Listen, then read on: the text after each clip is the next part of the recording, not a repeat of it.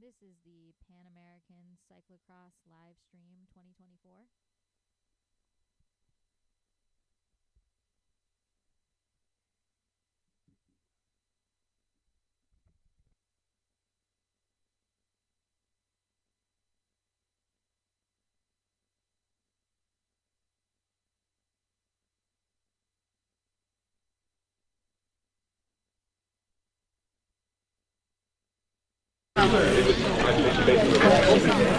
Mais garde-les vraiment jusqu'à la fin.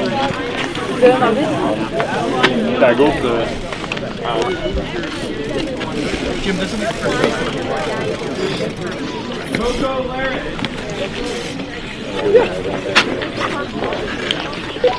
Cool. Colors are fun. C'est gars.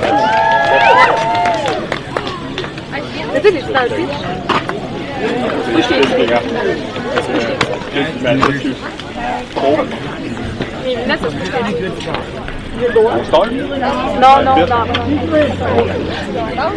What is You go fast, right? And then when you turn, Lily, je vais sûrement être proche de le long de la route parce qu'il faut rester pour les deux it's not wet.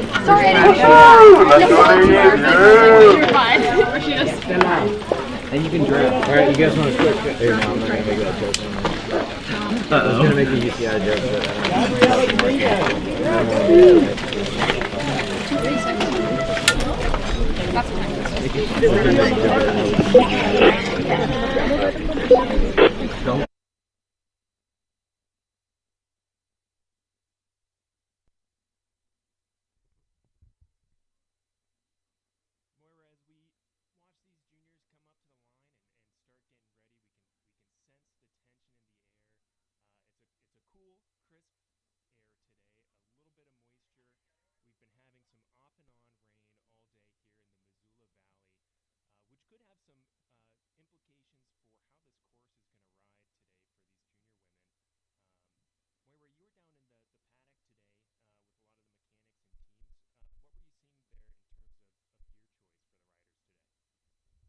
Yeah, so everyone was looking at the conditions. It was pretty dry earlier this week. We got some rain out there this morning. And everyone's looking at running, some challengers. We've got Griffos, I heard mentioned a lot, running about 22 to 27 with tire pressures. And it's dried out pretty quickly today with the sun out. The conditions we're a little muddy this morning, but we're back to drier times right now. We do have the saying in Montana, if you don't like the weather, just wait 10 minutes and things may change. So we're seeing that out there today on the course. As Moira said, a bit of muddy conditions today. I wouldn't say sloppy or too wet. I would err more on the side of tacky, hence some of the more intermediate tires that we're seeing on these riders' bikes today. It should make for a really fast track out there, so we're excited here as we get closer to the starting gun going off for the junior women at 240. And we're looking at 251, that's Raphael Carrier. We're looking at 256, that's Ada Watson from North Carolina, USA, age 17 with CXD Trek bikes. We've got 258, who's Lily Rose Marois. From Quebec, Canada. Great to see representation here from some Canadian cyclists as well as U.S. cyclists. The Pan American Championship obviously covers riders from nations spanning North America, Central America, and South America. So primarily represented today from the U.S. and Canada, as you see the UCI official giving their last briefing to the riders as they gear up and tense up for that gun to go off. We're looking at about 30 seconds to race time. And we'll be starting on the official's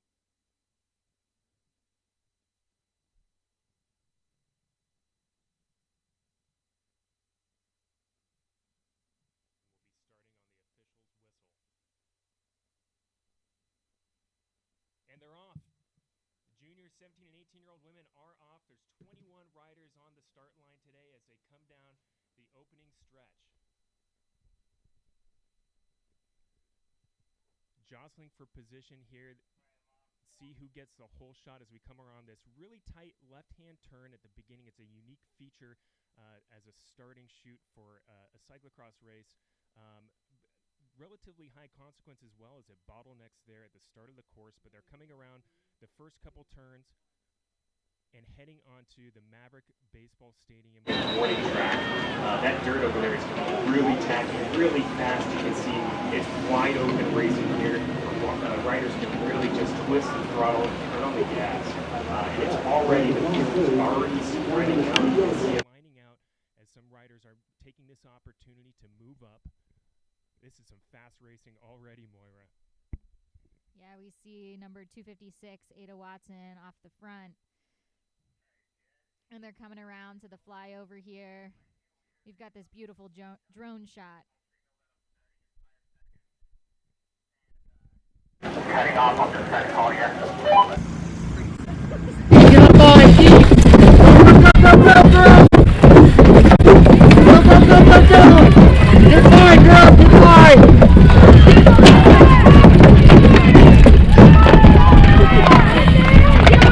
Every year, and the issue with that flyover is it's just not quite wide enough to fit a full group of cyclists. As you can see, the peloton getting jammed up there on the steps, but they've cleared the feature, and now they're heading back around another fast part of the course. And this downhill chute right here is a new feature this year that's been added to the course. The riders coming through here.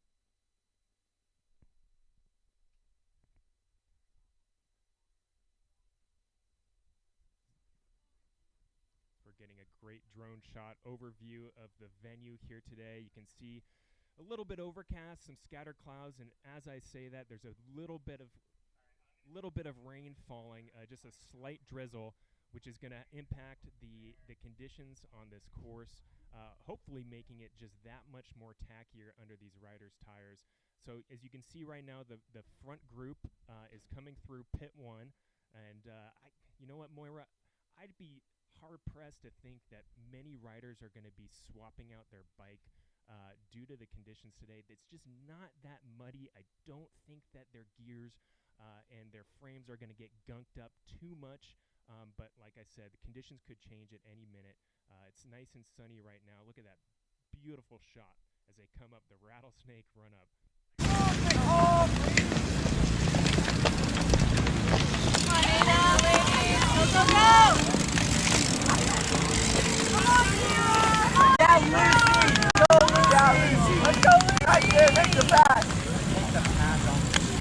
Come on, Coco! Up, Coco! Come on, Keith! Fast, Keith! Fast, Keith! Way to go, Sawyer! Come on, Keith! Up, Keith! Fast! Get by, kid! Get by! There you go! Go! You got it, Iris! Go, Keith! Let's go, Ada, on your wheel! Remounting their bikes and then dropping right back down again to a really fast right 90-degree bank turn, and then coming up around for another. You could run it, but it looks like from this angle, a lot of the riders are.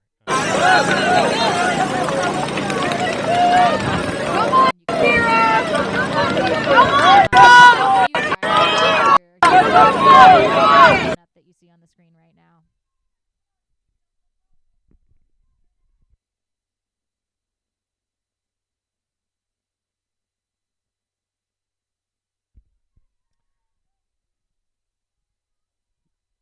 Beautiful drone shot showing this section of the course, which is actually on an archery range, and you can see the backdrop there as the riders come over what looks like might be an insignificant little bump, but we've seen it trip up some other riders in the previous races of the day, and they're coming in to the Hellgate archery range off Camber. You can see that we have had a few races throughout the day, and there's a couple different lines there with riders taking the choice of line.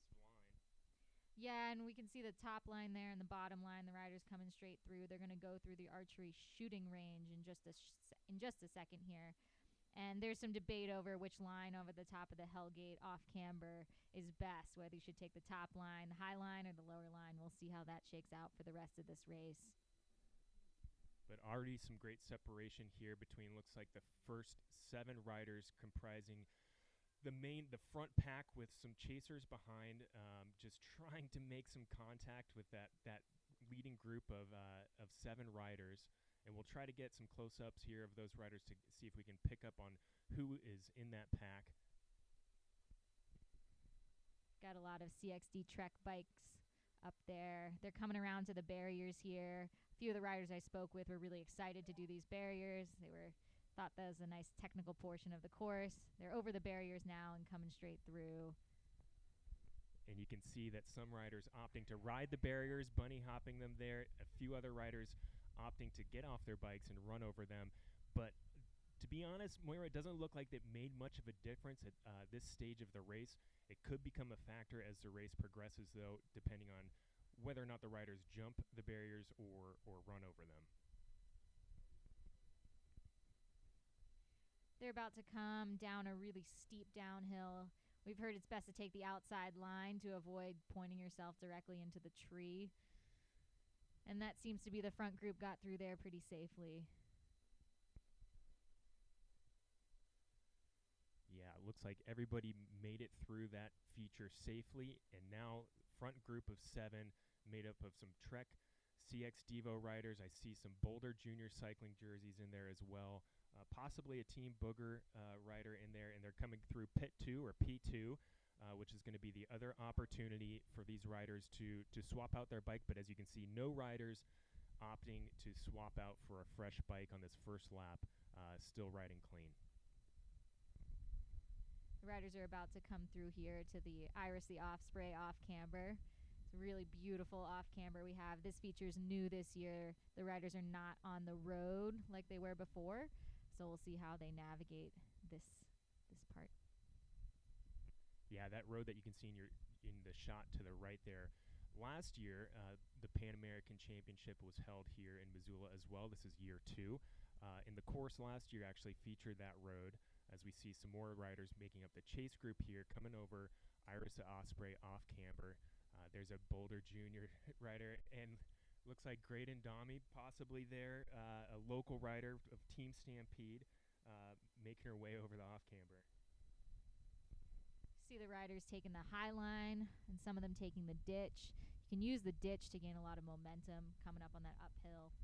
And then they're coming around the course. They're about to hit their first lap. There's a tight corner coming up as they pull onto the paved section for their straightaway. And now they're back on the road in the start-finish stretch. They're going to cross the line here. And I apologize, that was not Graydon Domi. That was Lucy Millar of Team Stampede coming through. And they crossed the mat, looks like at around an 8-minute pace. So now we know kind of how these riders are going to be pacing this course at around 8 minutes a lap. It's a 35-minute race, so we can expect to see about 5 to 6 laps from these riders. If my math is correct, I'm not a mathematician, so I apologize if that doesn't add up. The first group of 6 riders now back on the warning track at Maverick Stadium. 6 now having been whittled down from a group of 7. So the attrition is already starting in this race with the pace extremely high.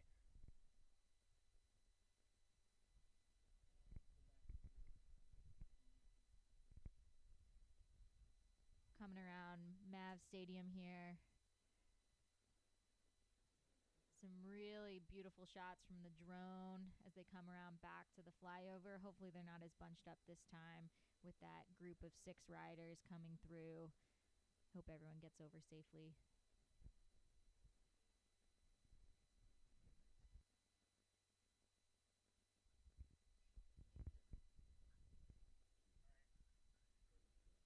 And they're going to come around, still coming over the flyover here.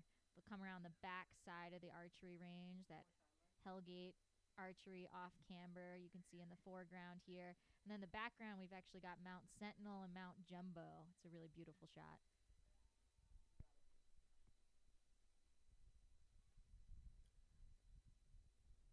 Mount Jumbo and Mount Sentinel, prominent features here in Missoula, flanking the beautiful Clark Fork River that the great late Norman McLean would say. A river runs through this town. We're very proud of that.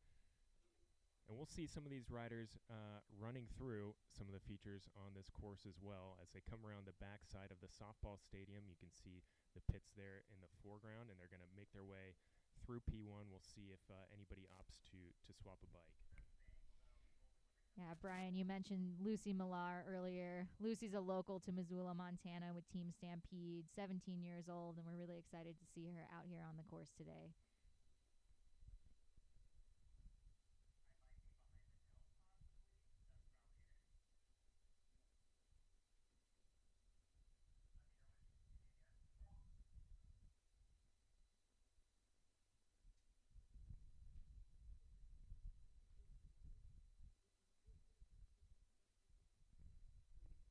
Riders are about to come around this really nice bank turn into the Rattlesnake run up again. You can see them all getting off their bikes. We're looking at that view downhill. We've got 254 in the front.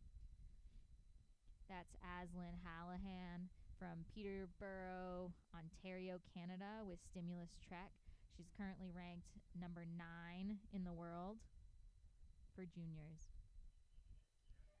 Another beautiful shot coming around up to this new, actually off-camber uphill feature this year.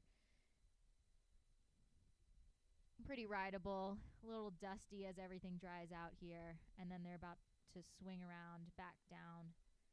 We'll see who rides.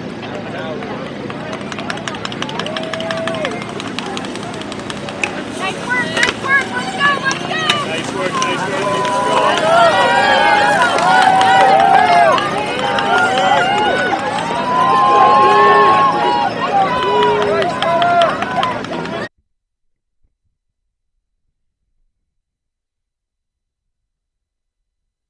So Alyssa Sarkisov is in this group, and really rad. Cyclocross last weekend in Falmouth, Massachusetts, day 2, placed first for juniors. So that's really exciting for Alyssa.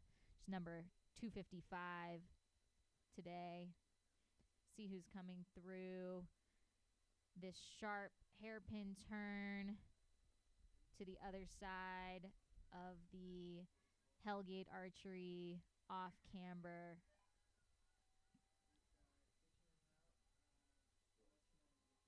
See some riders taking the high line, some taking the low line, both pretty successful moves.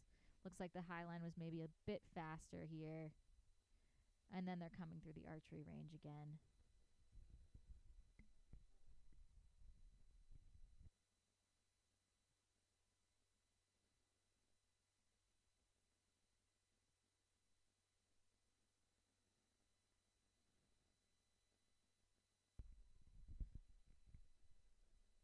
So already this selection has been made with the front group made up of 6 cyclists. As they come into the back side of the course, they're going to come over the barriers. We'll keep an eye and see what strategy these front 6 take over the barriers, whether they opt to run them or if they're going to jump them, bunny hop them. We see the first rider there, and it's a good mix of riding and running, and this group of 6 has already been whittled down to 5. So I think this is the group here. The selection's already been made. We're about 13 minutes into this race, so not quite at the halfway point, but I'd say this is a pretty good selection of riders who could make it to the finish. If they decide to work together, we will see.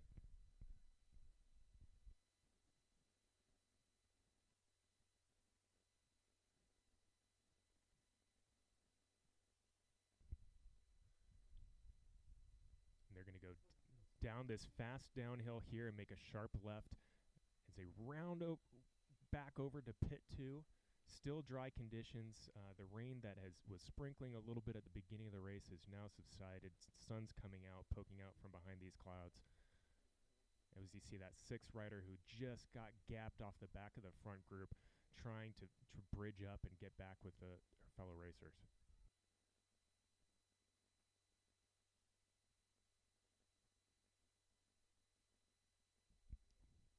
So on the front, we have here 254. That's Iceland Hallahan from Ontario, Canada. In second, we have Alyssa Sarkisov, Gaithersburg, Maryland, with CXD Trek bikes. And then 251, which is Rafaela Carrier, in third. In fourth, we have 257. That's Rachel Levtov from Boulder, Colorado, with Boulder Junior Cycling. We're looking at the Chase group here now coming through. Really excited to see these riders out on the field today. Yeah, look at just how strung out this field has become. A field of 21 riders now just scattered around the course. It just shows you how blistering the pace must be. And that's the beauty of this course. We're hoping to have course designer Peter Leclerc join us in the booth later today to kind of give us his 2 cents on his approach to designing this course. But he has done a great job with a lot of punchy sections here. You can see technical sections as they come by. Iris Osprey off camber, and Lucy Millar, local cyclist Lucy Millar from Missoula on Team Stampede there, making her way over that off camber cleanly and possibly making the pass here on the left. Oh, that's some tight racing.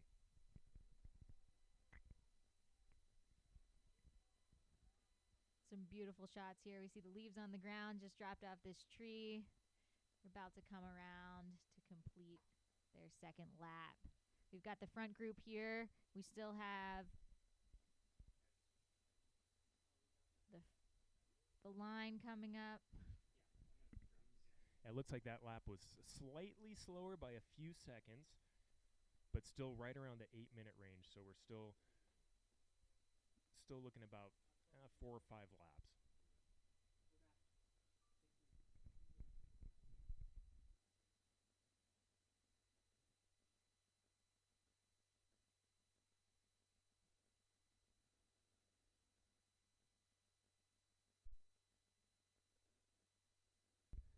We're just pulling up the lap times.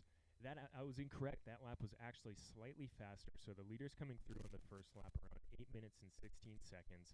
The second lap slightly faster, around 8 minutes 6 seconds.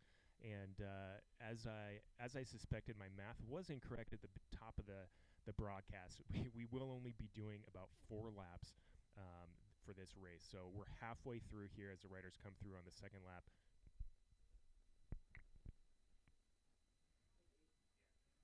We're looking over the baseball stadium right now. It's Mavs Stadium. Got a beautiful shot. The riders coming through. Our top 5 junior women right now are Iceland Hallahan, Rafaela Carrier. In second, Alyssa Sarkisov, Lily Rose Marois, Rachel Levtov, and Ada Watson in 6th. They're coming down a really steep section right now.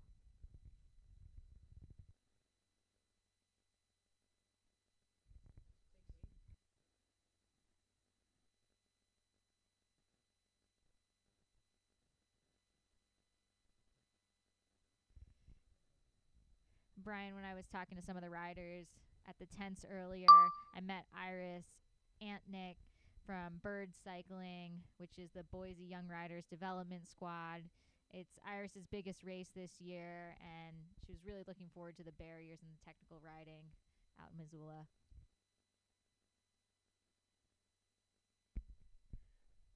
Awesome to hear. You could really sense the excitement as you walk through the paddock.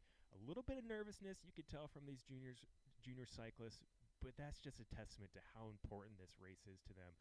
At the end of this race, tomorrow's championship race, one of these riders will be donning a new Pan American jersey. So there's a lot to be had here. And as we're coming up the run up here, they're going to mount their bikes and swing right back down this fast bank turn and back onto the rest of the course. Yeah, that's a really fun bank downhill.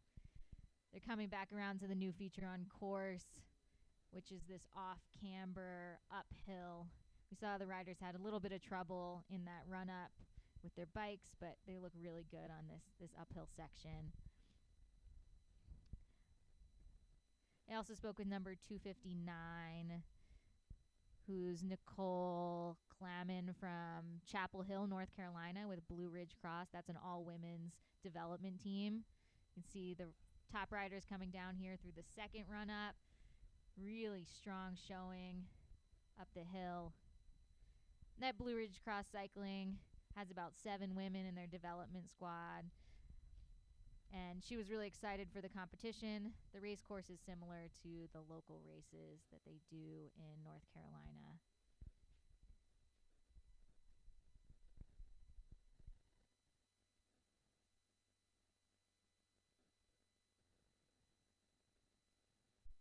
This looks like Rachel Levtov, who's punching her way over that little bump there and then coming back over to the archery range off camber. Followed closely by the Trek CX Devo rider and Boulder Junior Cycling right behind her.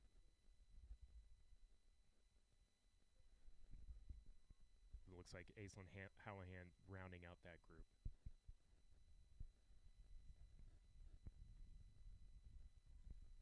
So at this point in the race, we're about 20 minutes in. These riders must be feeling the burn in their legs. But you know that if these front riders are feeling it, the entire field is feeling it as well.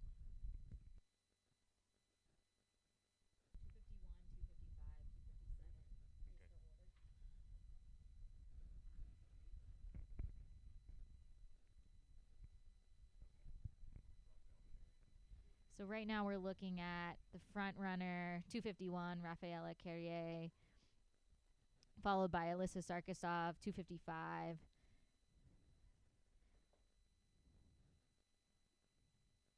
And 257, Rachel Levtov from Boulder, Colorado. Some really beautiful racing. You can see Mount Sentinel, Mount Jumbo in the background again. Those are some really popular hiking routes for Missoulians.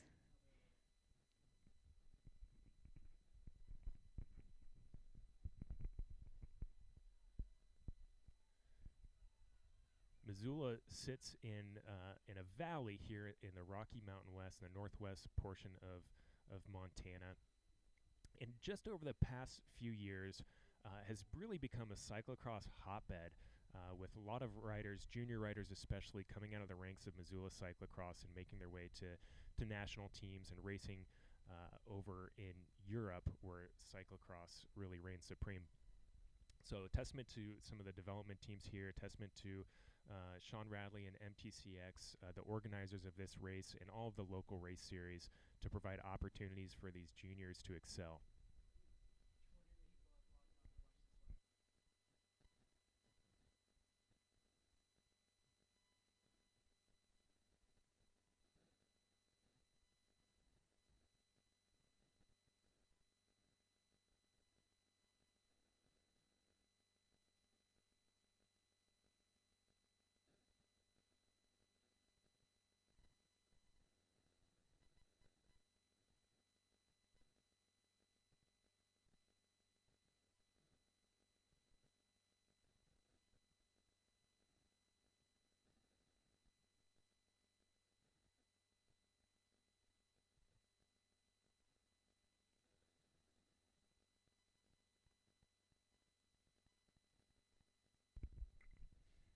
Riders are coming around to the front here to finish their third lap.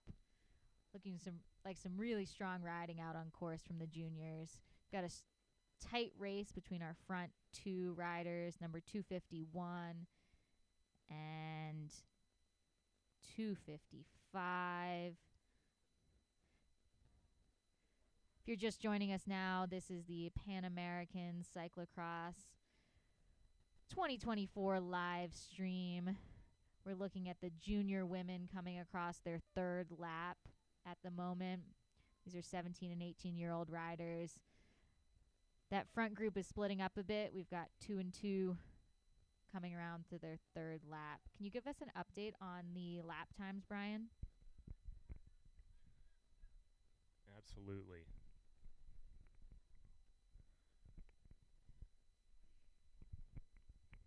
For the lap 1 and lap 2, for the first lap, they were running about 8 minutes and 16 seconds. Lap 2, we were looking at 8:06. Brian's going to update us here on the latest lap times. Yeah, sorry, Moira, as the times were lagging from the start-finish line up to the media booth here, but unbelievable. The times have sped up even faster. So first laps were coming in around 8 minutes and 15, 16 seconds. Second lap was around 8 minutes and 6 seconds. And lap 3, the front group coming across the line, 7 minutes, 45 seconds, absolutely blazing fast.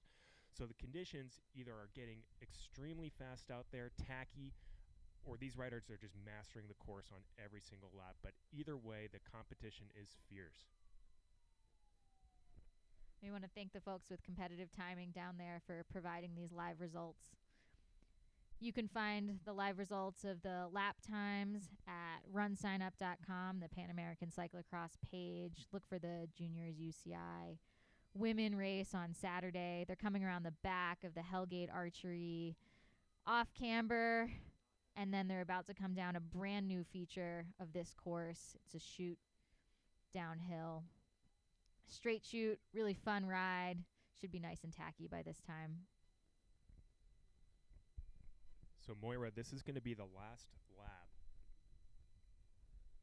that these riders will take on this course, and you can see that the front group is now split up. So this is going to be the race for the podium. The front two riders being Raphael Carrier and Alyssa Sarkisov, followed closely by Aislinn Hallahan and Rachel Levtov. And Raphael Carrier is currently the #1 ranked junior in the world. Really rad cyclocross happened last weekend in Falmouth, Massachusetts. Number 251, Rafaela placed second for juniors. Really excited for her to be out here. Number 258 from Quebec is out here today. She was also at Really Rad Cyclocross Day 2 and placed third for juniors in that race.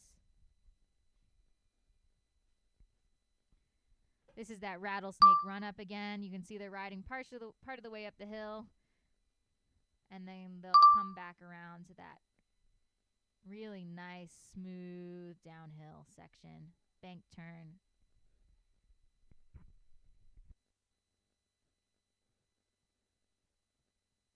Critically low battery warning.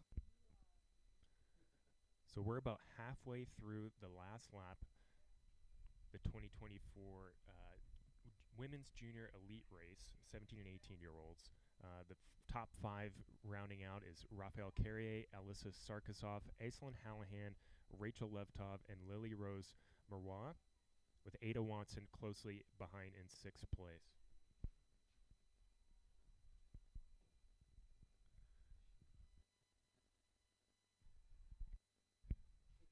And this is an absolute battle between the top 4 riders.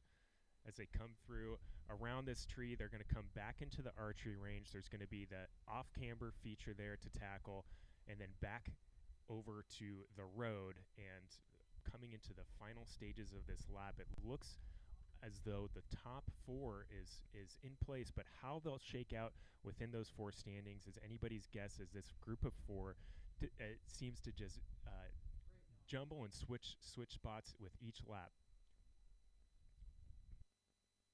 But Raphael Carrier looking really strong on the front there with Alyssa Sarkisov as well. We have 22 women in this race. Really excited for this field here today. Excited to see how it's going to shape out at the finish line. There were 9 of these junior elite women at Really Rad Cyclocross last weekend. So we're excited that so many women have made it across the country to come to Missoula, Montana.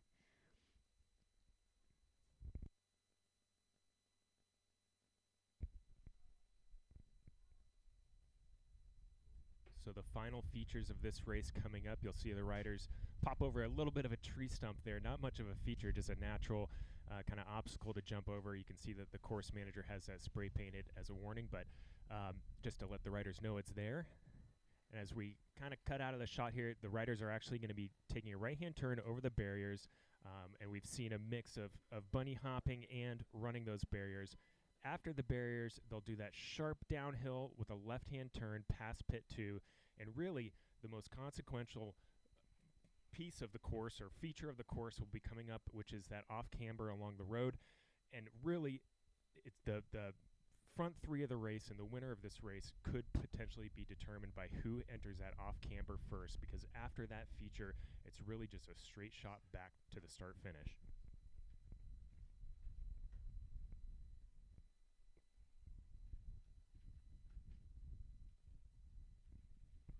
We're looking at the last little section of the course before the finish line, anxiously awaiting those front runners to come through here.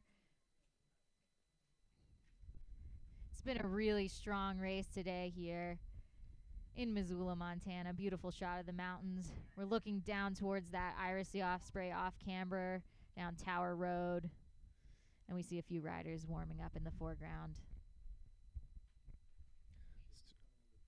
So any second now, we should be seeing the riders come into frame on this home stretch as they make their way into the finish. And these are the front two riders on Iris Osprey off camber. This looks like it's going to be Raphael Carrier and Alyssa Sarkisov, who have really put a big dig in to drop their rivals, the two chasing riders of Aislinn Hallahan and Rachel Levtov.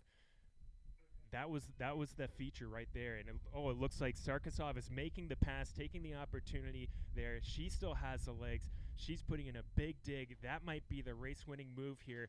But if you can see the wind coming out of the south with that flag just pinned, heading northward, they're going to have a tailwind into the finishing stretch. So this is still anybody's race. This is exciting, Moira. It'll be a big race for the finish line for these two riders. Carrier and Sarkisov still making moves here. We've got this final turn coming into the finish line, and it'll be a battle for third as well with the two riders running up. Look at this, Brian. This is Alyssa Sarkisov coming into the final stretch, putting in a big dig, dancing on the pedals. Congratulations, Alyssa. You can raise your hand in victory. You are the winner of today's race with Raphael Carrier coming in behind. The podium, we'll see the shot here of the next rider coming in to round out the podium. That's going to be Aislinn Hallahan coming across the line with Rachel Levtov shortly thereafter in fourth place. Congratulations, everyone. This was some serious racing this afternoon. We have our top finisher, Alyssa Sarkisov from North Potomac, Maryland, age 18, completed 4 laps today, a total time of 31 minutes, 48 seconds, followed by Raphaela Carrier from Canada, also completed 4 laps, 31:50, also age 18, followed by third place, Aislinn Hallahan from Peterborough, Ontario.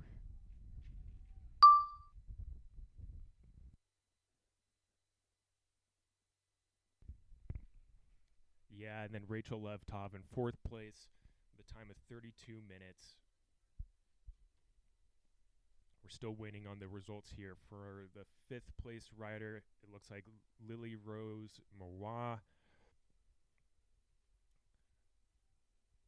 from Canada coming across the line. And you can see in that shot the wind that's just whipping down that finishing straight. It's not much of a runway there to really wind up a sprint, so that's why I mentioned that last consequential feature of the course being really where you want to be in the front, because once you hit this finishing pavement, it's really just right to the line. You can really hear this wind coming through here in the press box. Our top finisher for the juniors. Oh, we got another rider coming across the line here. Congratulations. Nice racing. Our top finisher, Alyssa Sarkisov, also placed first for the Elite Juniors just last weekend, just on Sunday at Really Rad Cyclocross Day 2 in Falmouth. So flew all the way across the country to come here. And congratulations to Alyssa for taking another win.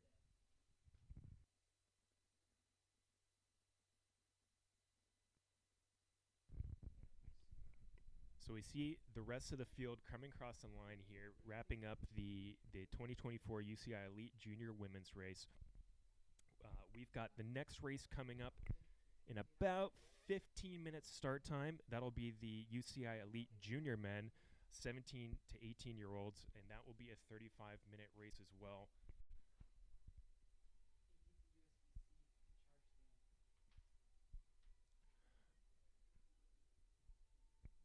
there's Lucy Millar, local legend, coming across the line for Team Stampede.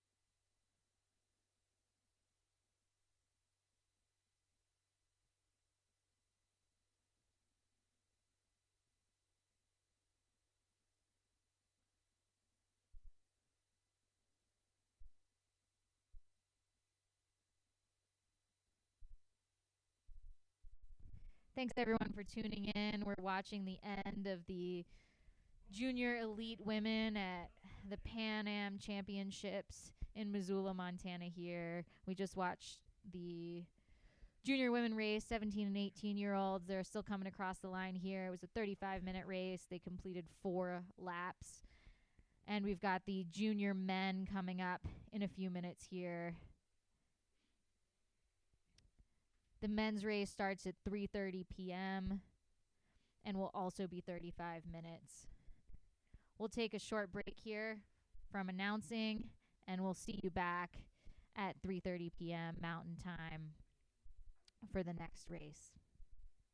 Thank you, everyone, for tuning in. We have about 86 people actively watching this live stream, so we're excited to have you on board with us for this beautiful racing day in Missoula, Montana.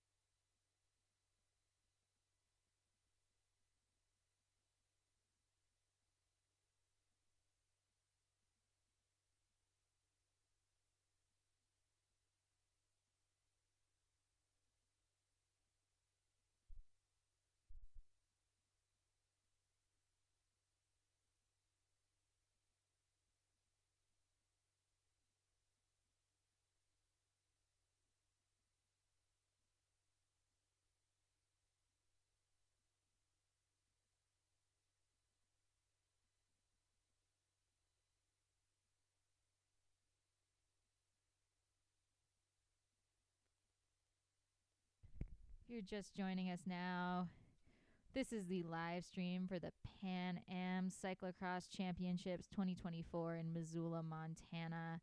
We are taking a short break in between the UCI Elite Juniors race and Junior Women's race and the UCI Elite Junior Men's race. The men's race will start at about 3:30 p.m. Mountain Time. It is quite the storm blowing in here. You can see the weather's completely changed between the women's and the men's race. Looking forward to having you in a little bit here.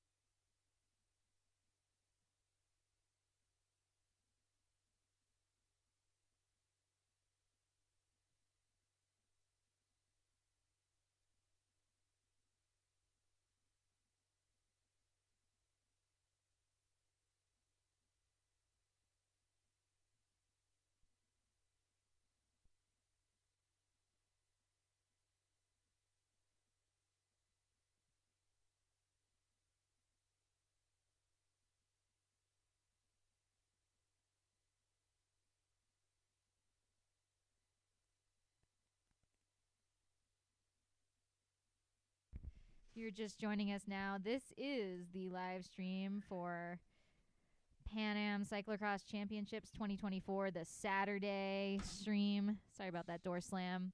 We've got some serious weather rolling in here. It looks like we've got some snow for the men's junior elites, which has been quite the change of events compared to the junior elite race. Thanks for joining us. Everybody's at the start line now, warming up. We're fixing just a few of our cameras. Given the weather rolling through, it really picked up the wind.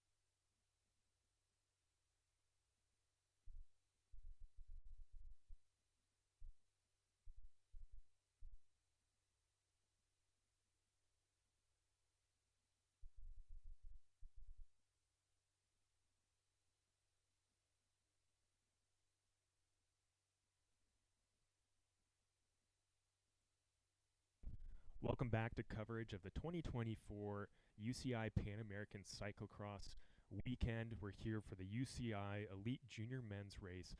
The 17-18-year-olds, we're going to be racing for 35 minutes. And bear with us, we've got a bit of a storm blowing through Missoula at the moment, as you can see on your screens.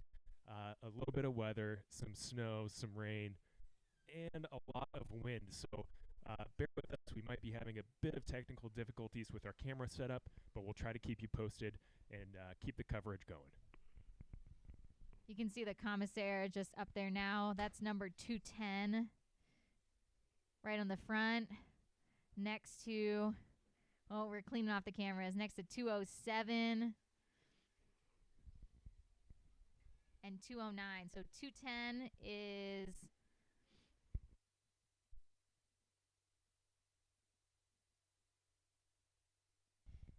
is Sagan Getz from Waterloo, Ontario, Canada.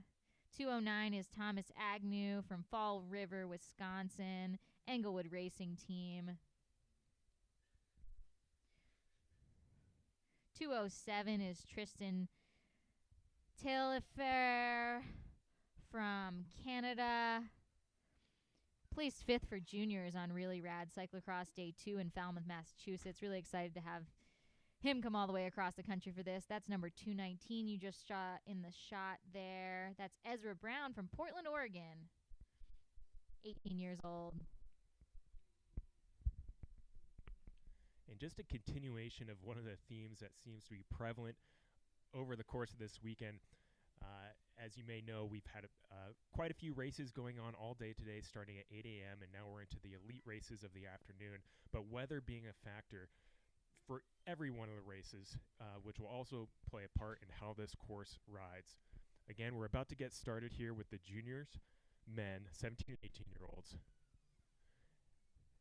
And they're off.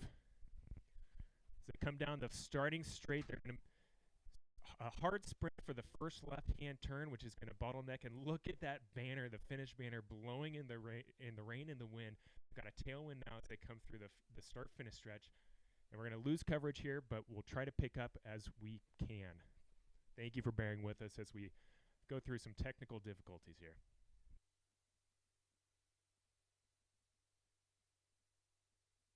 First riders through onto the warning track of Maverick Stadium.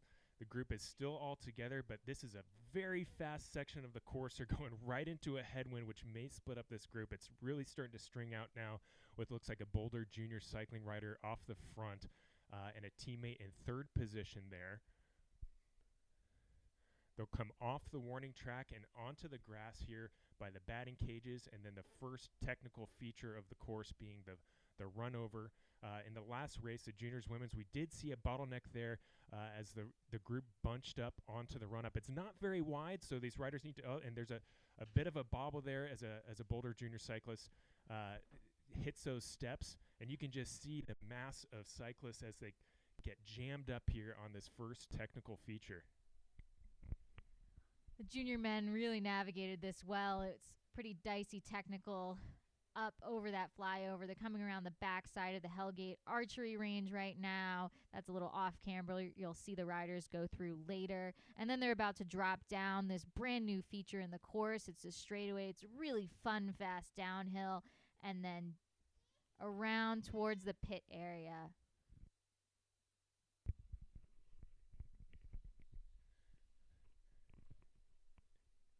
And Moira, you and I are fortunate because we do have the privilege of being able to ride this course in our weekly Wednesday cyclocross series here in Missoula, Montana. There's a very vibrant cyclocross scene here. It's evident, and you could see a lot of juniors from the local area racing in these races. And you'll also see some of the elite riders from Missoula as well. As they come through pit one, the pits may see a little bit of action here as we're getting some precipitation. Moira, you were down in the paddock earlier today and kind of noticed that the tire choice of the day seemed to be intermediate tires. Do you think that could change as the course gets a bit muddier?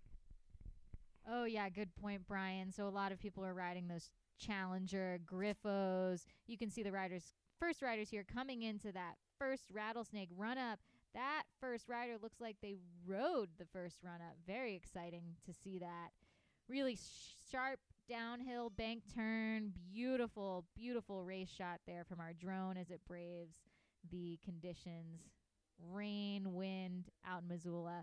But I think these riders are going to be changing up their tires pretty quickly here as this weather rolls through. Completely different conditions from the women's junior elites who had dry, sunny weather for their races.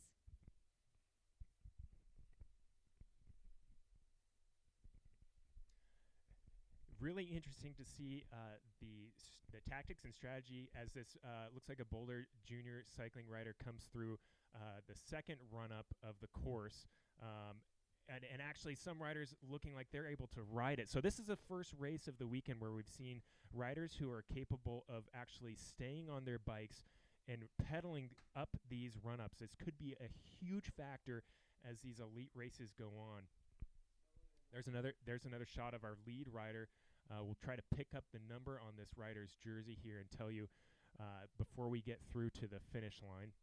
Coming into the Hellgate Archery Range, which is, believe it or not, an actual archery range. Thankfully, nobody out there with bows and arrows today, but it doesn't mean that these riders aren't doing battle on this first off-camber through the archery range. Looks like the front rider opting to take the lower line. Might be a smart choice. As you can see from your feed, the rain is starting to come down. The wind is howling through the commentary booth right now as the first rider is putting a huge gap into his competitors.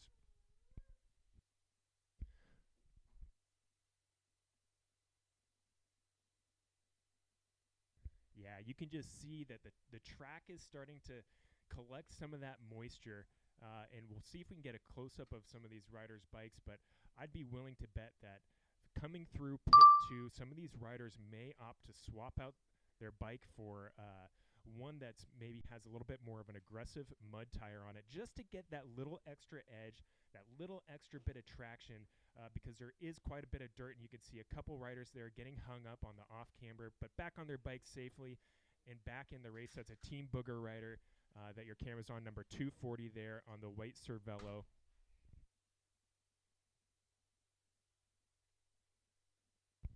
And in the front here, we have number 203, Garrett Bashore from Longmont, Colorado, with Boulder Junior Cycling. Currently ranked number 4 for juniors, had 3 victories this season, is 5th in the USCX Trek Series, and won both days of Major Taylor Cyclocross. Pretty impressive here, Garrett from Longmont, Colorado.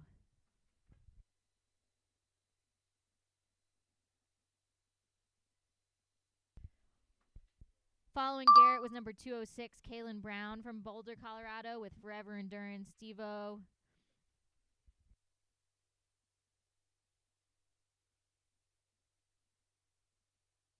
Followed by Emilien Bezel from Sherbrooke in Quebec, Canada, with Stimulus Track, 17 years old. Really nice to see these shots of these riders as they're braving these conditions, coming down this really steep downhill, trying to go wide and cutting in to avoid pointing themselves towards that tree. Yeah, it's a tricky section there because you want to carry as much speed as you can into that left-hand turn, but the more speed you carry, the more you run the risk of running into that tree right at the bottom of that steep little descent. As we get a shot of the front group of riders just passing through pit 2. Doesn't look like any bike changes so far as I can tell. Coming into Iris the Osprey off camber along Tower Road. And we see a bit of a gap there within the first 3 riders coming through into the last stretch of this course. They'll do a couple of turns and then back to the start-finish straight. We did see earlier in a couple earlier races today that that left-hand turn into the finishing straight can be a bit tricky. We saw a couple riders sliding out. So anytime you're going from one surface to the next, and in this case, you've got that wet, slick grass with a little bit of dirt there on the lip onto the pavement as we see this first rider coming through that turn. And that lip onto pavement, it's hard to tell from this shot, but is quite a little punchy bit right onto the pavement. That's still Garrett Bashore coming through from Longmont, Colorado, with Boulder Junior Cycling. And we'll see the other riders come through start line here. We'll update you on the lap times in just a second. Really fast straightaway in the rain in Missoula, Montana. If you're just joining us for the first time, Garrett Bashore just crossed the line with a lap time of 7:36. And then they're coming through the parking lot here, about to go onto the Mavs Stadium baseball diamond. This is the 2024 Pan Am Cyclocross Championships live stream. You're listening to Moira Poggi and Brian Bonham in Missoula, Montana. We just had some rain rolling through, and we're about to update you on the first lap times. We want to thank Competitive Timing for doing the live times for this race, and thank you to everyone for joining the live stream. We have 119 viewers right now, so thanks for being with us here. Hope you're staying nice and dry as these riders come on the up over the flyover. Garrett is just flying. Oh, we have a rider down. Oh, I hope they get through okay. Back up over the run-up, running with their bike.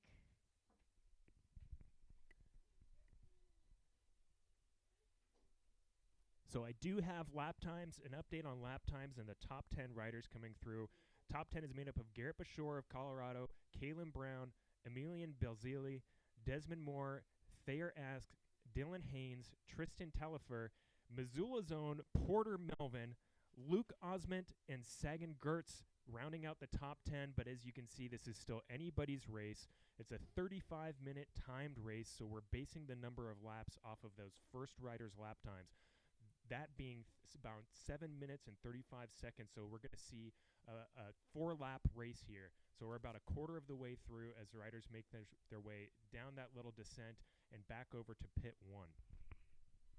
We'll see if any of these riders switch out bikes as they go through the first pit area.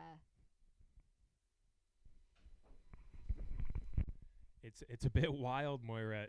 As quick as that storm blew through, the wind is all of a sudden just subsided. The rain is still falling a little bit, so there's still going to be some moisture coming into the course. You can see the first few riders coming through pit 1, opting to stay on the bikes that they're on. The riders are coming around through the pits here. We've got Garrett leading the group, and they're about to enter the Rattlesnake run-up. There's a bank turn to the left. Before they get to this run-up, we'll see if anybody rides it. Oh, and that's the flyover. Oh, almost up over the run-up. And then they come down through this beautiful bank turn. Really nice feature there. And the course should be drying out just a little bit as the rain blew through. We've got a pile up on the run-up. Riders making it through.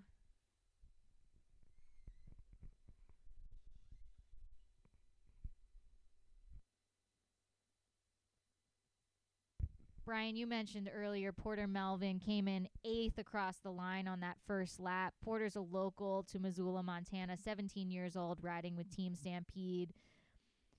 I spoke with him earlier about the tires that he was riding. He said he was riding Challenge Griffos, riding about 23 on tire pressure, so pretty low tire pressures to get through this course. And Porter actually placed in the top 10 for juniors at Really Rad Cyclocross in Falmouth, Massachusetts last weekend. So made it all the way back to his hometown in Missoula, and we're happy to have him here on this course. And there we see Porter just coming up that second run up. You know, tire choice is such a personal thing for a lot of these riders. Obviously, the name of the game is traction, so you can't really tell from these shots, but there are quite a few slick areas on this course that will become even more slippery as the rain continues. There's some of the top riders coming up over that little bump, and there's Porter Melvin, third wheel on this chase group as they head into the archery range and onto that archery range off camber.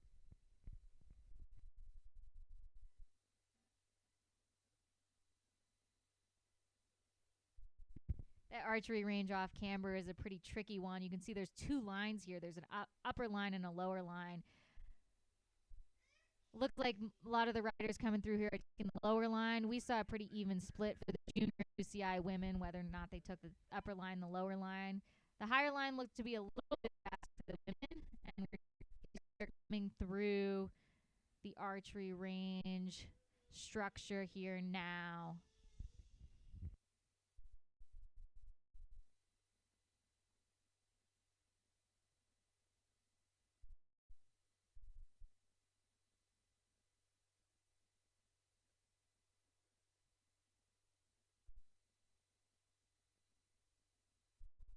As we see riders come through out of the archery range, they're going to be hitting the barriers here, as you can see now.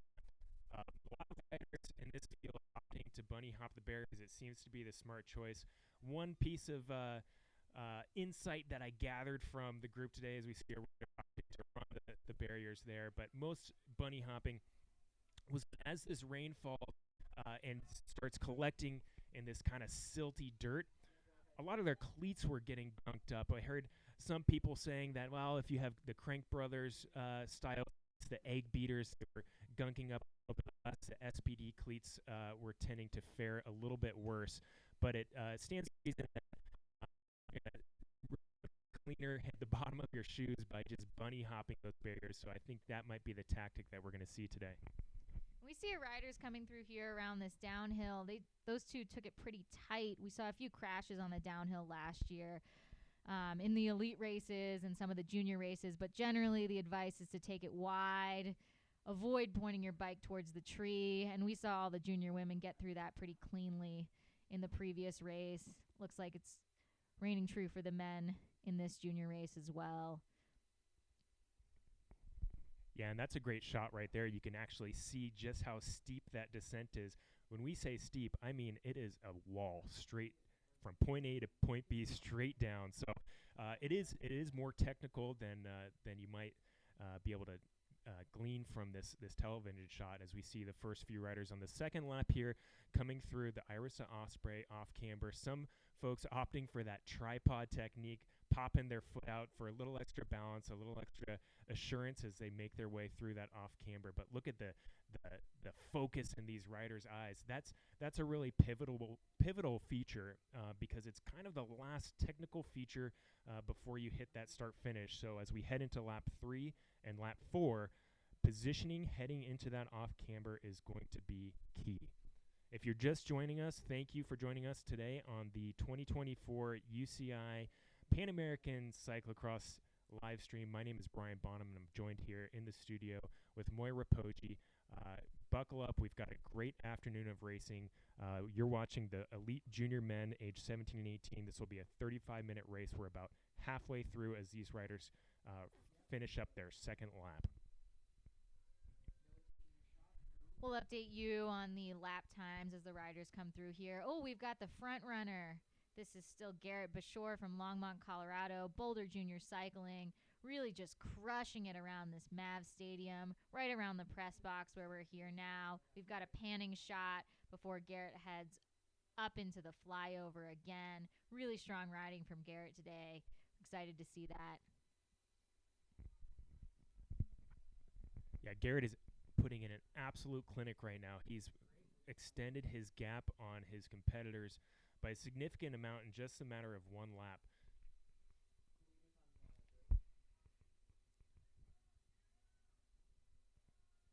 Okay, and our leading top 10 riders are now through the start-finish. Lap times just around the same as the first lap, slightly longer. So the conditions are changing, ever-changing as the weather changes here as well. Garrett Bashore, Desmond Moore, Kalen Brown, Emilian Bizil, Thayer Ask, Kian Reed, Tristan Telfer, and Porter Melvin rounding out the top 8 with Luke Osmond and Aaron Connolly in 9th and 10th place. We're halfway through this race. Look at those top 3 spots, all from the men in Colorado. Longmont, Fort Collins, and Boulder. Really strong showing from Colorado today. Yeah, there's a great scene out in Colorado. They've got a great dedicated cross course out there, and a lot of strong riders coming out of the state of Colorado. These riders are absolutely flying. This is just a dead straightaway down this hill as they make a left hand. There's a lot of power sections on this course, Moira. As much as there are technical sections like this flyover and the off cambers, there's a good mix and a good balance of areas where riders can really just twist this throttle, open it up, and as you can see, that rider coming over the flyover, but some of these riders just really hands in the drops, getting aero, just flat straight away. So it's a good mix of speed and then technical prowess as well. So riders are coming around this corner here, back towards the pits. We'll see if anybody reaches for that mechanical support here. I don't see anybody from the front going through there. Looking at the flyover again. Brian, when I was talking to a lot of the riders earlier before this race, they were saying that they were excited by how fast and technical the race was. You can see another shot here of the riders coming up through the rattlesnake run-up. Really nice riding through there.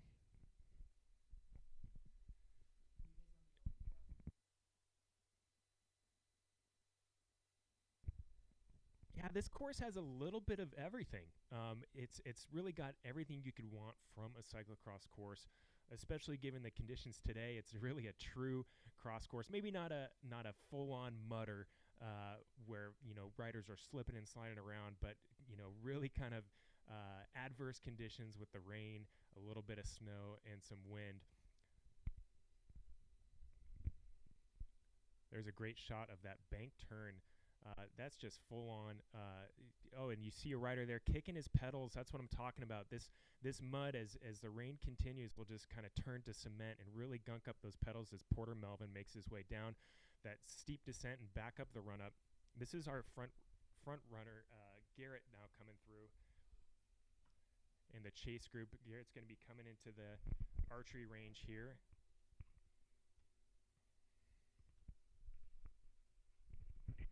Looking at this next run-up at the moment, really beautiful shot of the riders coming up and over this little bump before they head into the archery range off camber. Garrett's just made it through there. It's pretty far ahead of the second place rider. We'll see who takes the high line on this off-camber section at Hellgate Archery. Most of the riders still opting for that lower line. Pretty interesting development in the race as it's become a little bit wetter. The rain's rolled through here.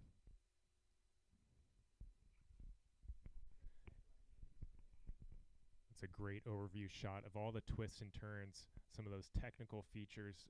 Those corners are become even more slippery as the day goes on. And at this point in the race, Garrett Bashore is putting in an absolute gap on his rivals, about a 20 to 30 second gap to the next rider back in second place. But then it really becomes anybody's race to round out the podium. Those next 10 slots are really only separated by 5 to 10 seconds, so we're going to see a lot of positions change as we go into the last 2 laps. It's really anybody's game. And there's a rider taking the high line on that off-camber, and you can see that the 2 riders taking completely different choices there. Yeah, Brian, it does look like they get a bit of an advantage from taking the high line. It looks like they get some extra power coming on the downhill that they can really pass a few competitors. I've seen a few folks get a couple places ahead from taking that high line. See this beautiful overhead shot for the riders come around to the barriers. We'll see who's still riding those barriers here. The riders go over actually a tree root that's really nicely marked out with some spray paint. Very easily rideable, but good to be aware of all the same. And many of these riders are jumping the barriers.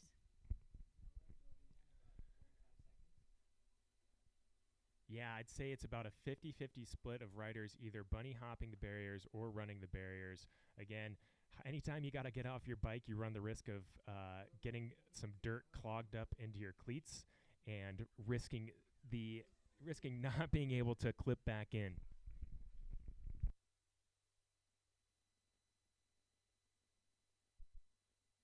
We're looking at the start of the flyover here.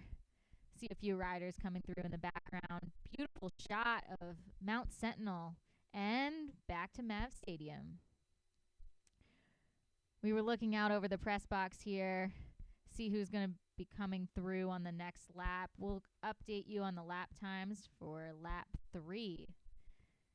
See which riders came through after the Iris the Offspray off camber. Like Brian was saying earlier, that's a pretty huge advantage for the riders who can get through there first. This is Missoula, Montana. Beautiful mountains in the background, Mount Sentinel with the M on it, and the L is Mount Jumbo. Thanks for joining us here in the Mountain West.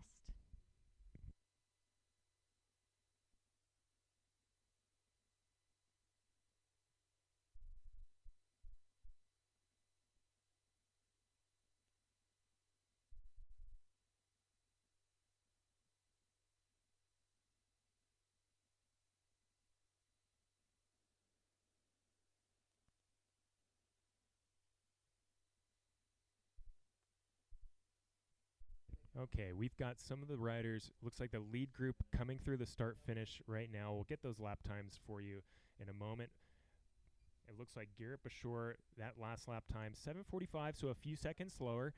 Again, could be due to the conditions, could be just the flat-out speed of this race, but he's putting in a big gap right now.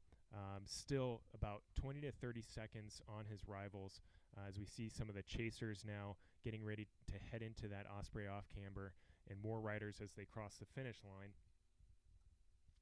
In a moment, we're going to pass the mic over to our good friend here in the media booth, Peter Leclerc, who's actually the lead course designer on this course, to get an idea of kind of what his approach is when he designs cyclocross courses all across the Mountain West.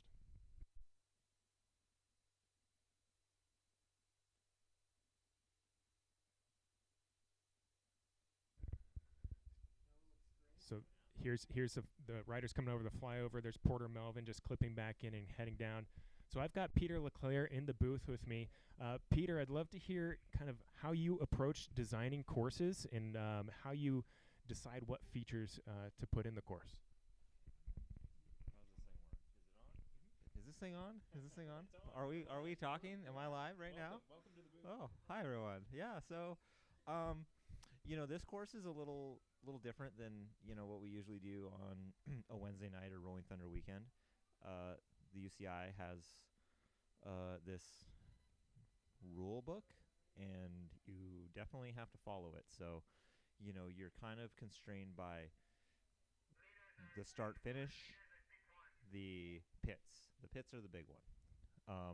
Do you need to say something? Do I need to give you this? You're good. What? You're good.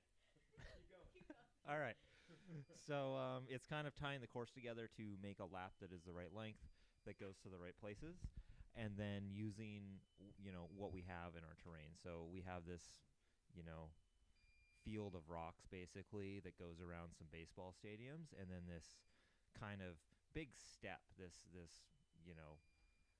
it's maybe a 20-foot elevation change, and we're using that as much as possible on this race to kind of give it some technical features, so you're not just riding through rocks in a field and doing a bunch of back and forth. So do you need this? Okay, we'll come back to this. Thanks, Peter. That's really insightful. I just wanted to give a quick update, and then we'll pass the mic back to you as we see one of the prominent features being the barriers there. Want to hear more about those. But the top 10 now on lap 3. We're heading into the final lap of this race. Garrett Bashore, Kalen Brown, Emilian Bazile, Desmond Moore, Kean Reed, Porter Melvin has moved up from 8 to 6. Thayer Ask, Dylan Haynes, Luke Osment, and Sagan Gertz. So as I was saying, that front group of 10 riders just keeps shuffling and will keep mixing around. This is really anybody's race to round out that podium. Peter, you mentioned that the UCI has a bit of a rule book when it comes to course design. So what are some of the hard and fast rules that need to be followed when you're designing a course like this? Mainly, they want the course to be between 2.5 and 3.5 kilometers. They need a double pit that is a certain dimension and has 15 pit boxes for a Continental Championship on each side of the pit lane. So you're really limited by where that can be.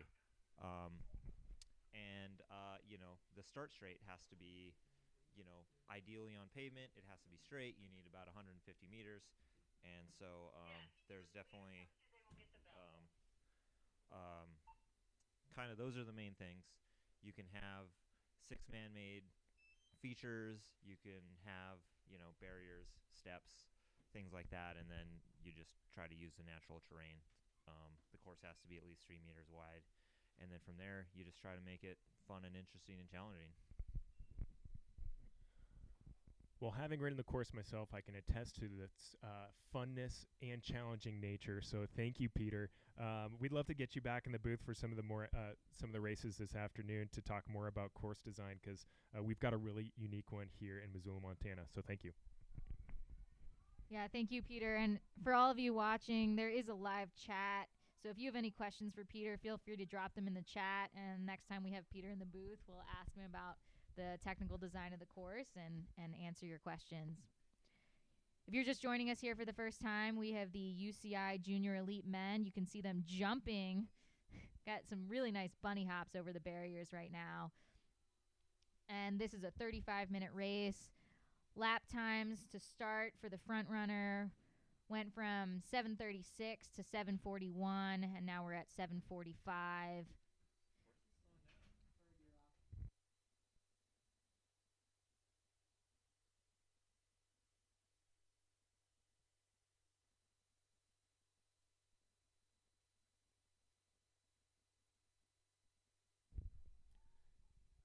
There's a shot of some of the riders coming over the barriers in the background.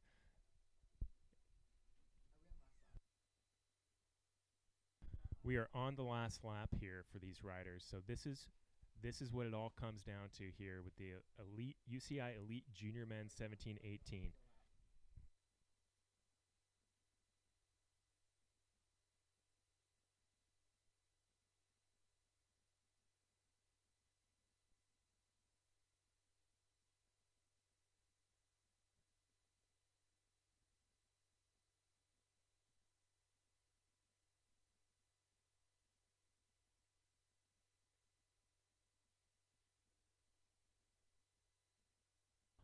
Yep, on our last lap, as we see some of the riders in the back of their group coming over the off camber, we're going to try to get a camera to the finish line so we can catch that action as they come through.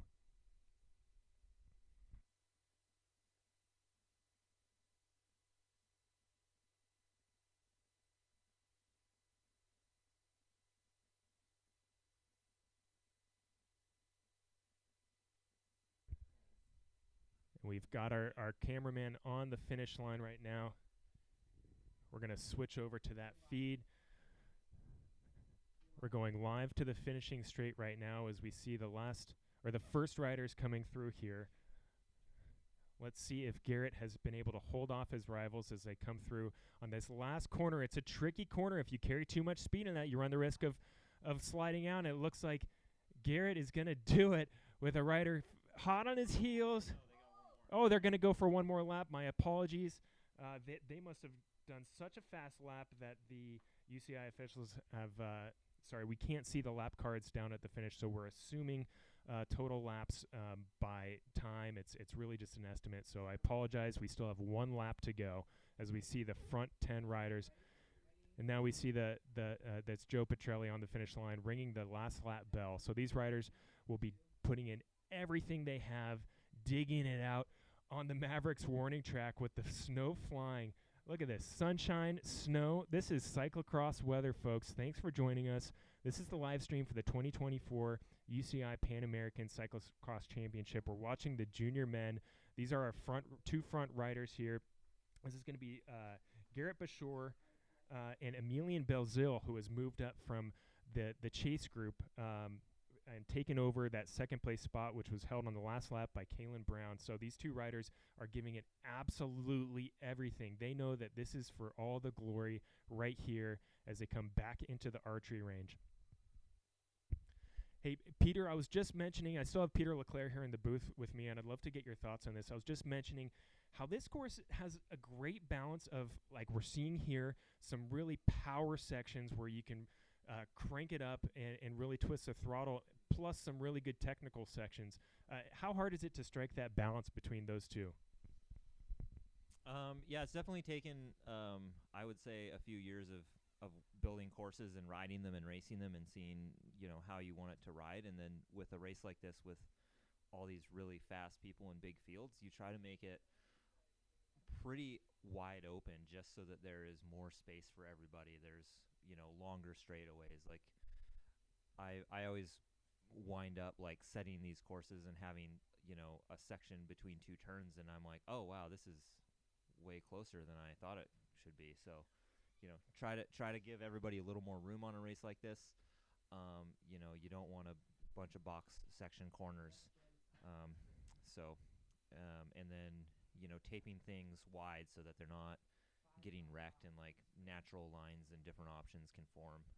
But yeah, it's just trying to keep things, give everybody space to like ride their race and not get caught up in a silly bottleneck.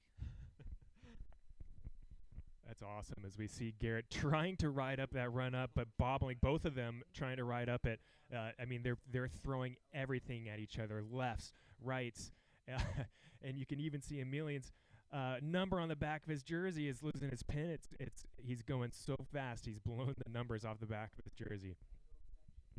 We're looking at these front two riders here, but the race between third, fourth, and fifth is really strong right now between Desmond Moore, Kalen Brown, and Porter Melvin. Porter Melvin has moved up to fifth, crossed the line on the first lap in eighth place, but Porter Melvin's a local to Missoula, Montana, and is vying for that third place spot. Really exciting to see. We're looking at our front runners, Garrett Bashore and Emilian Bazile. The first from Longmont, Colorado, second one from Sherbrooke in Quebec. And they're about to do 5 laps here on this course today. Looking at this feature, you can see just how steep that drop is. Riders almost going vertical as we cut to Garrett here on the lead. It's pretty incredible to see these lap times. I know folks at home can't see them, but the chase group is actually putting in a blistering pace. So we're about halfway through this last lap, and it's really anybody's race to win. These two riders definitely have a gap of about 20 to 30 seconds, but the riders, as you can see, they're right on their heels. There's Porter Melvin coming into the archery range as it's archery range off camber on the low line. That seems to be the line of choice for these riders today, but some folks opting for the high line as well. These guys are absolutely gassed. They've left it all out on the course today.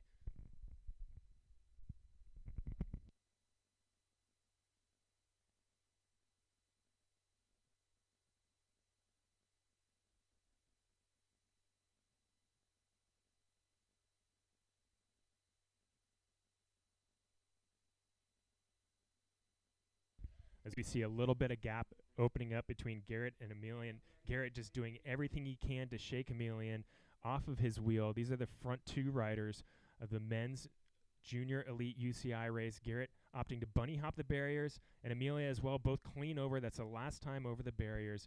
And they're going to head into some pretty pivotal features on the course that could decide the race between these two front runners. In third place here, Desmond Moore, not too far behind. The race for third, fourth, fifth, and sixth, so that wide-angle podium is heating up. It's still anybody's race here, and these guys aren't going to give up until they cross that line.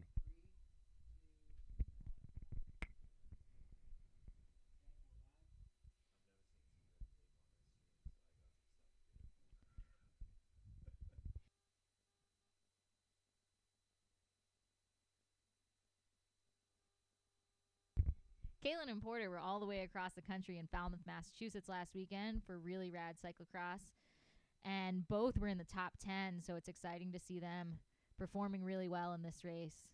You can see the clouds rolling in the field here. We had some rain earlier, and we're looking at the top of one of the run-ups at the moment. We're excited to see who's going to cross the line in first and second. It's a really tight race, but it's anybody's guess who's third through sixth. Looking at the Iris the Osprey off camber coming in fast here. We've got Garrett and Emilian in the front. Garrett's putting some bike lengths into Emilian at the moment, and we'll see how this ditch goes here. It's a new feature this year instead of being on the road. So this section here is going to be critical for Emilian if he wants to pass Garrett and get good positioning into that finishing straight. As we've mentioned, the finishing straight to the line is not super long, so there's not a whole lot of space to wind up a sprint. So really positioning here becomes critical in these last few turns. This is a tight race. It looks like Emilian is just keeping his cards close to his chest. Is he going to come around Garrett here and come into this final 180-degree turn? Garrett looks like he's going to lead into it, and then Emilian is going to bank on his sprint, try to get in the draft of Garrett, and it's a wind it up, shifting gears, and it's a drag race to the finish for the junior men's, and Garrett Bashore takes it with Emilian Bazile in second. Wow, what a sprint. Oh, that was really impressive to watch, Brian. We'll see who's coming in for the third place finish. It was really strong coming through there. Oh, look who it is, Brian. It's Porter Melvin. That's local Porter Melvin putting in a dig for third. The crowd is going wild. Out of way, Porter making the hometown proud. Porter working his way up from 8th place in the beginning of the race and slowly chipping away as the top 10 round out. We're going to fill you in on who these riders are coming across the line. Oh, that was really exciting to watch, Brian. Porter Melvin moving up from 8th on the first lap all the way to 3rd, finishing 3rd in the UCI Junior Elite race. We'll update you on the times as they come in here from competitive timing. Really nice racing from these juniors. Really exciting to see these lap times. And these junior men braved a lot of interesting weather conditions throughout the course of this race. Looks like we're up to date here. That last lap time for Garrett Bashore was at 7:14. Fastest lap of the course. Really incredible timing. Then Emilian Bazile at 7:14. Porter Melvin at 7:29. Followed by Desmond Moore at 7:33. Kean Reed at 7:30. Kaylin Brown in 6th at 7:32. Monty Rigby taking the 7th spot from Vancouver, BC at 7:25. Then Tristan Talifer at 7:29 in 8th place. Thayer Ask at 7:30. And then rounding out the top 10 was Sagan Getz, a 17-year-old from Waterloo, Ontario. We have a lap time of 7:32. Really nice job, juniors. It's great to see that course out there. And great to see you braving the conditions. We're just looking at the top riders coming through here now. Yeah, Moira, talk about a tale of two courses. We talk about it often in cyclocross, the races within the race. And we saw that today in that top 10 group with the shuffling of positions as the race went on. Initially, conditions didn't look too great for the riders. The outlook, the forecast for the race was looking stormy, and the positions that rounded out the top 10 would also indicate a lot of shuffling going on. But sun came out as the end of the race concluded, and we've got some shots here. That's Porter Melvin, local racer with his dad, John Melvin. It's so great to see. Just an absolute testament to the cycling scene here in Missoula, cyclocross especially. We're seeing some amazing talent coming out of this area in Montana. So congrats, Porter, on that top 3. And I have no doubt, keep an eye on this kid. We're going to be seeing him in the elite ranks here as he gets older, making an impact on the pro cycling scene.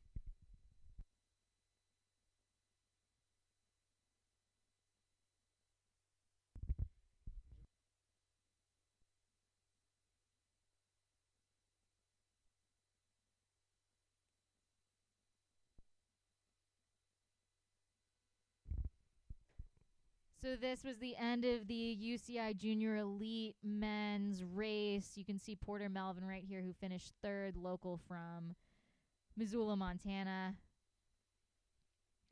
We are going to recap the top 10. Your first place finisher, number 203, Garrett Bashore. Second place finisher, Emilian Bazile. 3rd, Porter Melvin. 4th, Desmond Moore. 5th, Kean Reed. 6th, Kaylin Brown.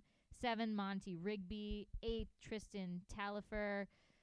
9, Thayer Ask. And 10, Sagan Getz. We are going to take a short break here from the Pan Am live stream before we move over to the 4:20 p.m. UCI Elite Women. That'll actually be a 50-minute race. You just saw 2 35-minute races. So we're going to take a quick break in between the races. We'll get back to you around 4:20 for the UCI Elite Women. And thank you for joining us here in Missoula, Montana.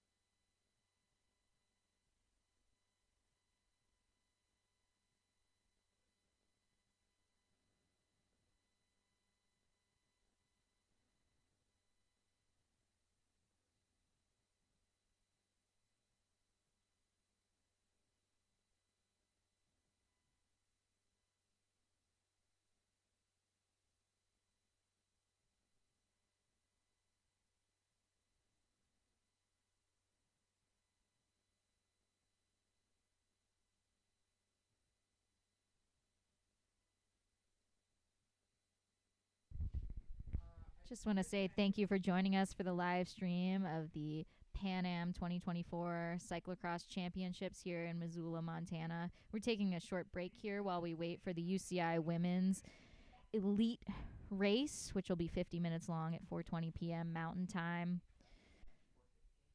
Just getting a beautiful shot of the course, backgrounds in the mountains of Missoula, Montana. And thanks for joining us.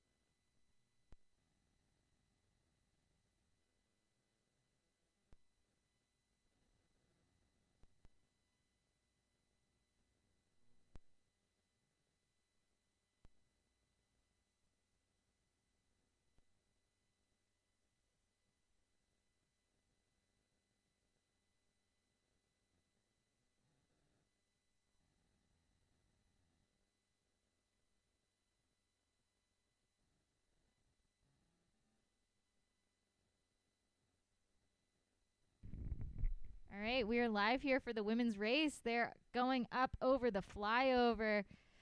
Sorry, we missed the beginning there, but the women are doing great going over this flyover. Thanks, Moira, and welcome back, everybody, to the 2024 UCI Pan American Cyclocross Championship live stream. We are live. We're just working out a few little technical difficulties on our camera angles here, so we appreciate your patience. But this is the start of the UCI Elite Women's Race. This is a C2 UCI C2 race. A lot of these women are out here to get those UCI points and get another race under their belt before the Pan American Championship tomorrow. This will be a 50-minute race. We'll know a little bit better on how many laps these riders will be doing once we get those first riders across the finish line. We can see that a front group has already started to form of 4 riders, and the chase group just strung out across that back stretch. We mentioned the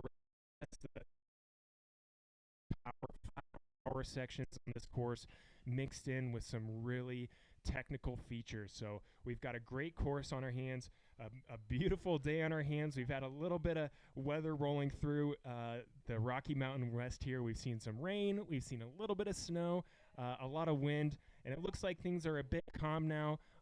The front, it's a steep rideable section, but you can see there one rider in 4th place opting to run it. It's really personal preference. It also depends on how much traffic you're encountering on that one little stretch of single track.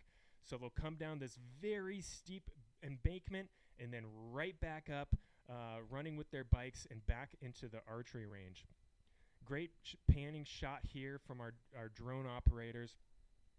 This race has already just been splintered with some very fast paces on this first lap. As they come into the archery range, they're going to hit a little bump and a hard right-hand turn. You can see the shadow being cast by the sun as it gets lower in the skies. That really accentuates how steep that little bump is. And there you go, the first 3 riders kind of struggling to get over it. It's a really steep feature, short but steep. But it looks like the front 6 riders over it safely. And they'll come into the first off camber in the archery range. Word on the in the paddocks and the tents this morning is that there's some shelves forming, and you can see that some riders opting for the lower shelf, others riding that higher line and actually making a pass there. So personal preference depending on speed and technical ability, but all riders making it through there safely. Moira, how do you think the kind of tumultuous weather that we've been having here today is going to impact this course? Oh, great question, Brian. Oh, look, some of the riders coming up on the top side of that Hellgate archery range off camber. It looks like that we've seen some mixed results from that high line. Either the high line is an advantage for the riders, or the low line is. Haven't seen it shake out one way or the other. But for these women's races, we've gotten bright, beautiful blue skies, sunny conditions, pretty dry. But for that men's junior elite race, it was pretty stormy out there. So we'll see how the women's race is shaping up here with a little bit tackier conditions from the rain, but beautiful sunshine, blue skies.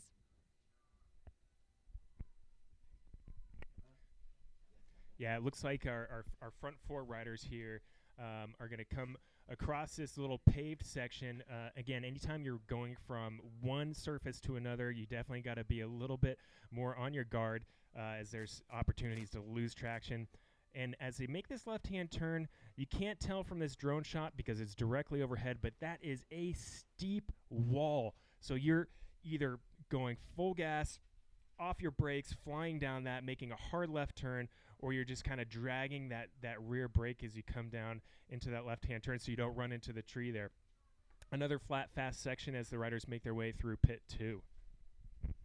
You can see the front runners here. We have number 104, who's Katie Klaus, a huge race favorite, followed by 102, Lauren Zerner, also a race favorite, and 103, Sydney McGill, really strong riders.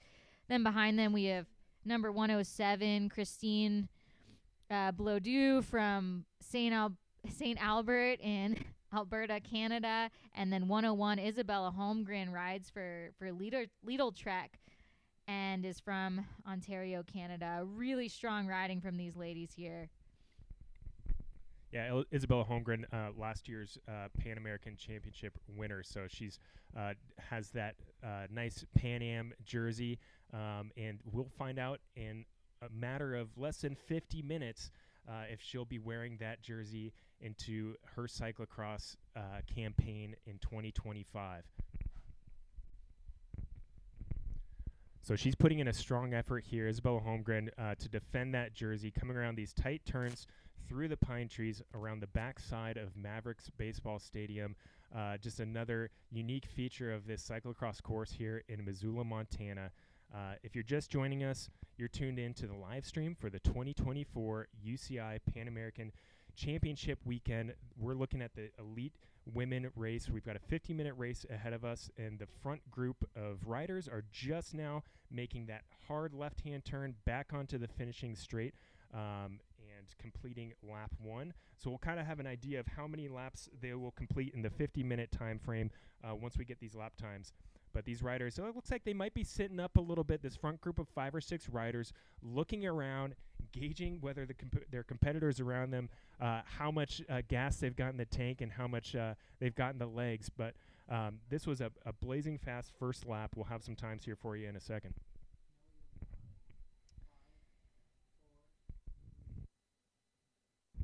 Yeah, we're looking at these front 5 women coming through Mav Stadium here. We're just up in the press box looking down at these women. So we've got Isabella Holmgren in the front with Lindborg-Cregg. Last year in 2023 Pan Am, she came in second on the Saturday race, first in the Sunday race. And we'll see how it shapes up for this Saturday race here. Beautiful conditions out in Missoula, Montana. You're seeing a pan from our drone as they come into their second round up and over the flyover.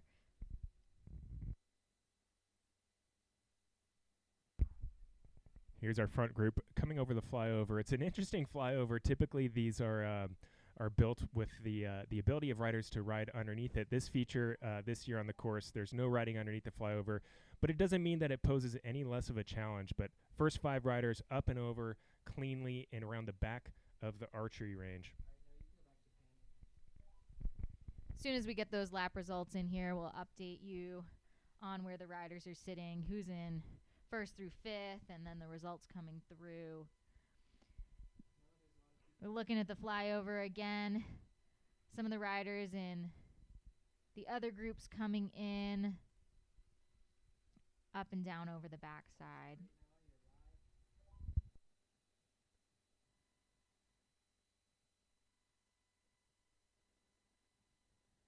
All right, as we head into this flat section here, we have our top 10 for the first lap. Sydney McGill crosses the line first, leading out in that group of 5 that includes Katie Klaus, Lauren Zerner, Isabella Holmgren, Natalie Quinn. So no real surprises there with that front 5. Moira, some race favorites in there, rounding out that group.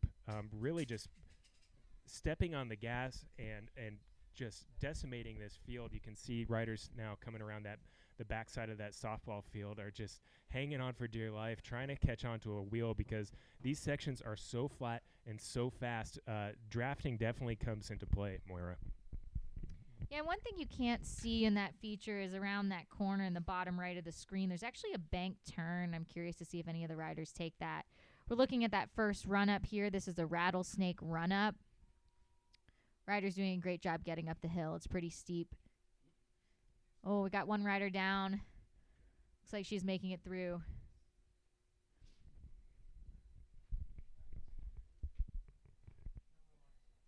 Yeah, you come up on these features so fast that it's really a split second decision whether or not you stay on the bike and try to clear it without unclipping, or if you hop off and run it. That feature there that the front riders just went through, you can tell they opted to ride it, and they'll go straight back down here through the second run-up. There's a nice crowd. It's great to see all the folks out here on a Saturday C2 race. The Missoula cyclocross scene is just really vibrant, and this course is really friendly to spectating. There's a lot of great vantage points. You can see some crowds forming, and no doubt we'll see even more people out here tomorrow for the championship race. Last year there was even a Euro-style tent right at the top of that run-up with some techno music blasting from the speakers. See the riders coming around here now through the Hellgate Archery range. They're going to go over a small bump and then back through an off camber. It's been a bit of a toss-up whether or not the riders are taking the low line or the high line. The low line's a little bit shorter, but the high line gives you advantage of a little bit of momentum coming down from the top side. Yeah, and still really close race now as Isabella Holmgren attaches onto that front group of two, Katie Klaus and Sydney McGill, with, it looks like, Lauren Zerner not far behind.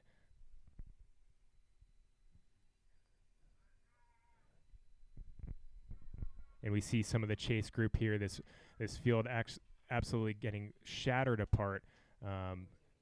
Speeds are really high. This course has become tacky with the rain, so riders aren't too concerned, I would imagine, with traction.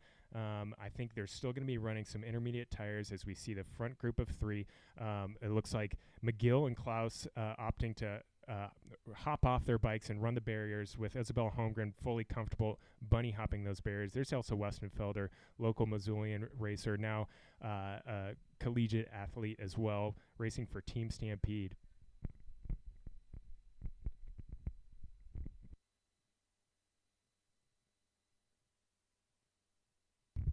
And Brian, you mentioned Isabella Holmgren, rides for Lindborg-Cregg, but also does some road riding. Was in Itzulia this year and is now onto the cyclocross season. So some really impressive, diverse skills from Isabella Holmgren. 20 years old, from Ontario, Canada.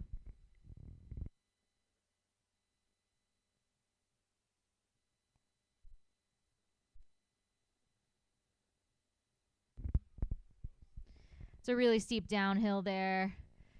It's one of the features that can get a little bit dicey. We saw some riders crash on it last year. It looks like these women are taking it really well. Nice and wide, pointing themselves away from the tree as they come back around, headed towards the Iris the Osprey off camber. We've been saying Iris the Osprey off camber. If you're not familiar with Iris the Osprey, Iris is a Missoula favorite, an osprey that lives just off the University of Montana campus. Had really cute osprey babies recently. So we're just trying to honor Iris the Osprey with this off camber here. Really strong riding from these women through this section.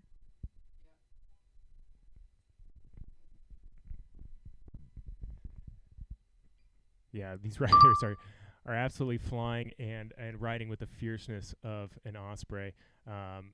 Thank you, Moira. We're injecting a little local flavor into the race here, as we see another rider coming across number 107 across that off camber.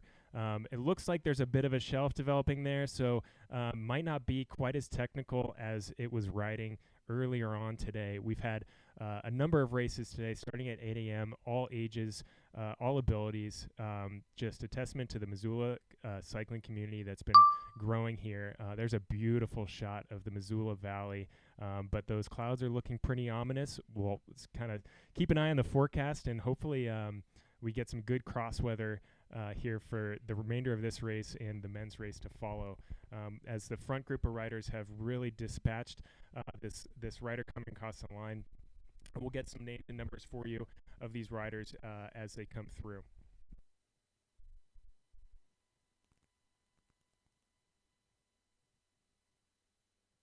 Wow, Brian, these times are really fast over the line. Sydney McGill coming through first, lap 2, 7 minutes and 47 seconds. That's almost 20 seconds down from that lap 1 time, followed by Isabella Holmgren at 7:48. Natalie Quinn inching up in third place. 7:47 from Harrisville, Utah, 24 years old. Natalie Quinn, great work out there. Followed by Katie Klaus, 24-year-old from Grand Junction, Colorado, at 7:49. Yeah, it looks like that front four group of women are working really well together. They're shuffling around a little bit, sharing the load of pacemaking. As it looks like Sydney McGill popping up here with Holmgren right on her heels, and they're down over the flyover safely into this little turn right here. It's one of those surface changes where you go from that tacky dirt into almost like a little gravel pit. So easy to lose traction there, but good to see all these riders getting through that safely. Riders are about to go through a new feature on the course here. It's just a really straight, fast downhill, beautiful chute. Looks like there's a little bit of a higher line forming there.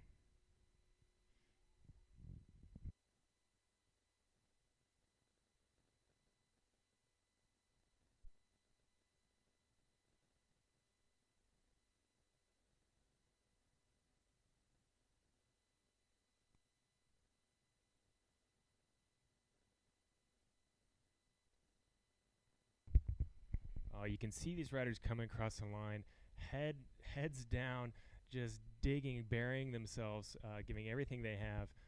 This course it'll drain you. It doesn't have a lot of areas on the course to really rest and recover. If you're not tackling a technical section, you're on the gas in these flat, long straightaways. So you really have to plan accordingly, conserve your energy when you can, but not a whole lot of opportunity to do that.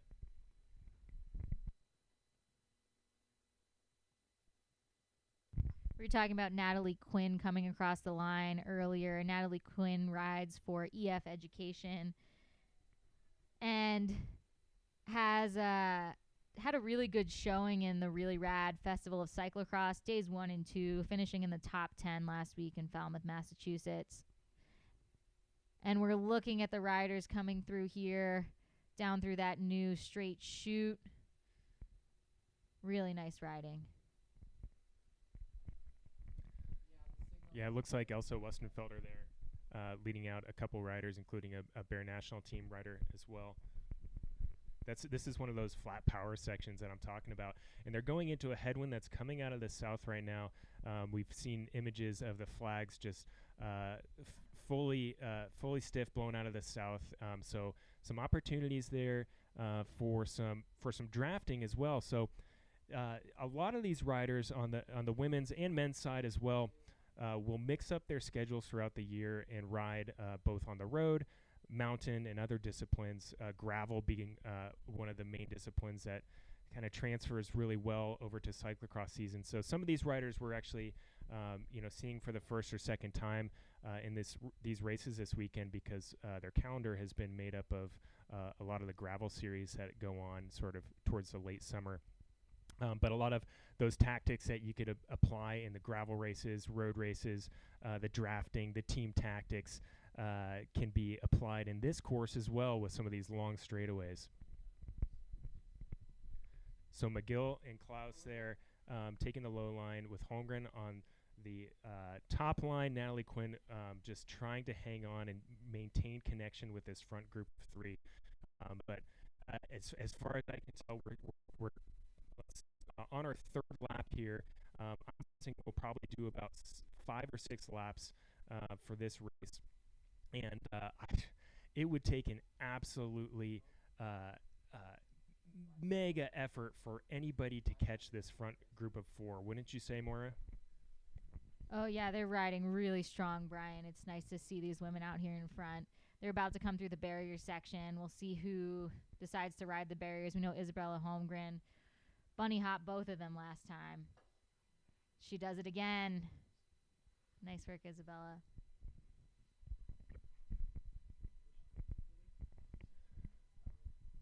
Looks like we got a little bit of snow on the mountaintops over there. We did see some flakes flying earlier today. Fall, November in Montana, you really never know what kind of weather you're going to get, which just makes the cyclocross season here and these big races that much more exciting to watch. So going from dirt to pavement, back onto dirt with some little dips there. These riders are probably going to be running in the low 20s PSI on their tubular tires, so just to get maximum grip on this course. Those little dips in the course, though, where you go from dirt to pavement and back, poses a risk when you're running really low pressure. Obviously, with tubulars, you have a little bit of benefit. You're not going to be pinching any tubes there, but you still run the risk of ripping a sidewall. So it's always kind of a balance here with on the equipment and gear side to that you have to strike between tire pressure and in the conditions.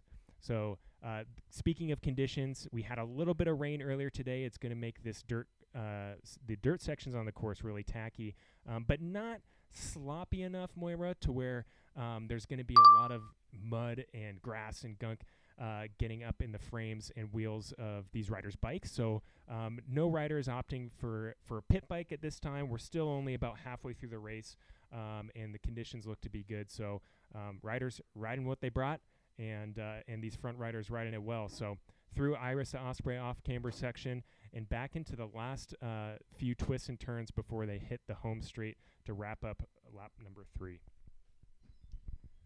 Yeah, I was talking to Francesca Seal, number 118 from Edmonton, Alberta, riding for the Bike Shop Calgary. She said she was running Terra Pros at 24, 25 PSI, so pretty low pressures like you were saying, and I've been hearing that from a lot of riders out here.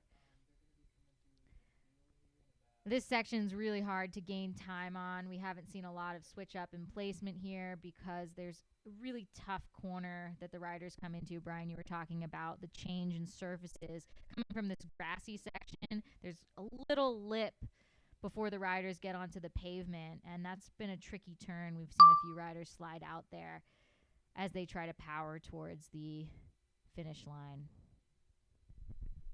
Yeah, you could even see the streak of mud coming off of riders' tires that have kind of formed that line there from the dirt to the pavement. And with the rain, it's just become a little bit slick there. You're fighting for position. You're on the gas coming to that turn, so you just really have to maintain your kind of balance on your bike and try into the archery range.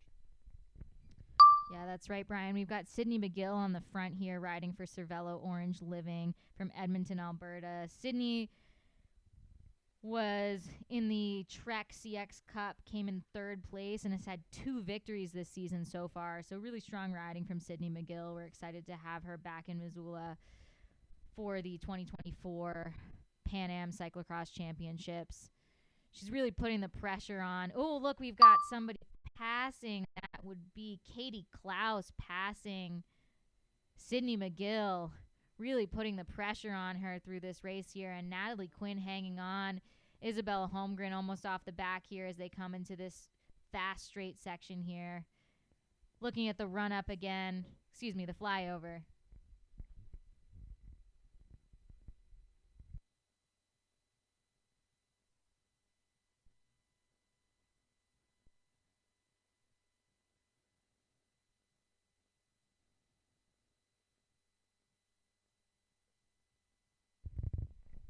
And apologies if you're watching at home. We may have lost signal for a little bit. Hopefully you still have audio.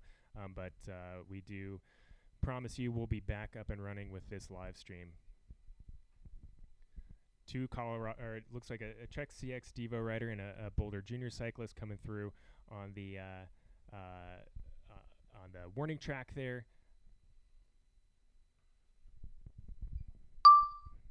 Looks like that Trek CXD rider is number 109, Georgia Bond, 19-year-old from Golden, Colorado. So first time in the Elite Women for Georgia. And we're looking again at the top of the flyover. Riders getting back on their bikes. This is that front group. We've got Isabella Holmgren in the front now. Natalie Quinn holding on to the back.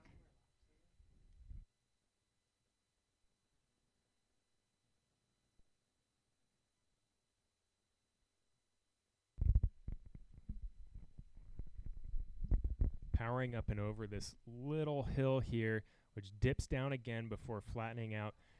And this is a section where riders are going to be constantly on and off their bikes. You can see it getting off to get up and over the flyover. There's also Westenfelder again. And then once they're back on their bikes, they're just going to have to get right back off again and get up the run up You can't see it in the shot right now, but our front riders are just getting back up over the run-up, where tomorrow we'll likely see some pretty big crowds congregated. It's always tough to tell from a broadcast just the speed of these riders, but these lap times are getting faster and faster. From the first lap time of around 8.5 minutes to now about 8.25 minutes, up and over this little hill here. More technical again than it may come across on TV, but that little bump has tripped up quite a few people. So maintaining momentum around this 180-degree turn and up into the archery range off camber.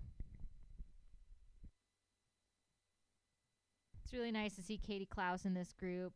Katie Klaus came in second on the Really Rad Festival of Cyclocross in Falmouth, Massachusetts, placing second as well in King's Cyclocross days 1 and 2, and has had a really strong showing in the Trek US Cyclocross Cup. A lot of improvement for Katie Klaus throughout the season, and has had multiple Pan Am championships, coming in third in 2017, 2018, and 2023. So Katie will be pushing really hard for this year in the Pan Am 2024 Cyclocross Championships. We're just looking at the front group coming towards the barriers now. Katie Klaus, Isabella Holmgren, and we're looking at number 110 here.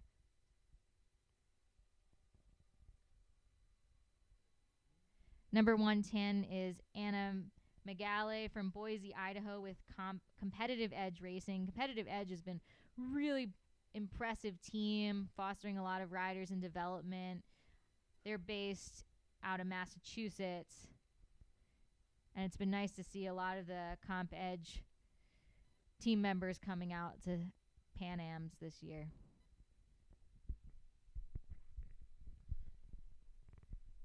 So just one development worth noting on this lap. For the first 2 or 3 laps, it seemed like that group of 4 was going to stick all just right around the same pace. But it does look like they have dispatched of Natalie Quinn, just kind of dangling off the back of that group, not too far off, maybe 3 to 5 seconds off that group. So not saying she couldn't just hop back on and bridge that gap, but worth noting that that front group of 4 is now down to 3 as we head into the last few laps.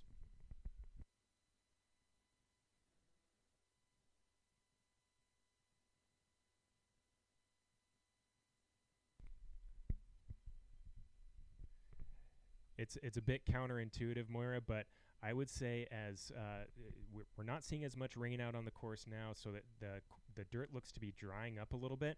And I say counterintuitive because these off cambers, they're so steeply banked, or banked steeply, I guess would be the saying, that they become a little bit more dusty as they dry out and almost more slippery and difficult to navigate. So the rain might have been a little bit of benefit, kind of developed some shelves there, some little single track ribbons through the off cambers that held up a little bit better. And when it dries out, it does get a little bit squirrely on those off cambers. Yeah, and talking to some of the riders earlier, they were talking about moon dust yesterday. They're experiencing a lot of dusty conditions. It made it pretty slick. And the local cyclocross race on Wednesday was the wrap-up of the season, Candy Cross, here at Mav Stadium, and it was super loose and dusty out on the course. You see this beautiful shot right now where you can see Mount Sentinel in the background with that M on it, riders coming around the course. And it looks like the course has gotten a little bit tackier, but if it dries out again, the riders will be dealing with some pretty slick conditions. Yeah, that looks like now about 7 seconds back from the front group to the chaser, Natalie Quinn, who was once in the ranks of that top group, but now has kind of dropped back.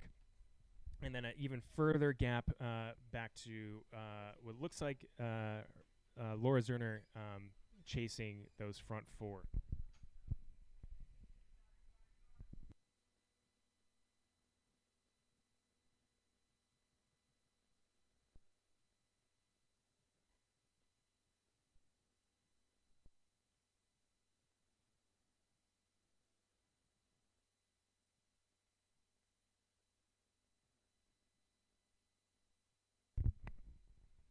Just want to talk about some of the other riders in the top 10. Anna Dorosevich from Boulder, Colorado, coming in at 8:12 for lap 3 times. Anna was in Major Taylor, the elite cyclocross women's race, was 3rd place on day 2, and then for really rad cyclocross, placed also as well in the top 10 elite. So we're looking at potentially Anna Dorosevich finishing again in the top 10 for this race. Lauren Zerner, currently tracking in position 5, has had a really strong showing this season, also with competitive edge racing. Last year at 2023 Pan Ams, came in 4th place on Saturday, so we'll see how that shakes out for Lauren today. She was 1st place in the U23s on Sunday, and we'll be looking forward to Lauren's race tomorrow. To finish out with really rad cyclocross, that was only last Sunday in Falmouth, Massachusetts, so Lauren had a big race today and tomorrow with Pan Ams, but by no means the end of the cyclocross season. Yeah, Brian, we're trying to pay attention to who's signed up to race in Europe this year. I was talking to some of the Trek team members, and they're looking to send over 10 people over to Europe this year to do some of that racing. Is there anybody in particular you're looking at to see in the World Cups this year, Brian? So I'm a little bit biased, but our local racer, local pro, Caleb Swartz, I know that's on the men's side, and we're watching the women's race here, but it was fun watching him race in Europe in years past, so hopefully we'll get to see him race over there and go toe-to-toe with some of the top riders in the European field. But today we're watching the U.S. Elite, the Pan American Elite women's race. We're in lap 5 now, so probably about 2 more laps. We're not able to see lap cards up in the booth, but based on lap times, we're looking at about 2 more laps to go. These are our front 3 riders of Isabella Holmgren, Katie Klaus, and Sydney McGill, with Natalie Quinn not far behind.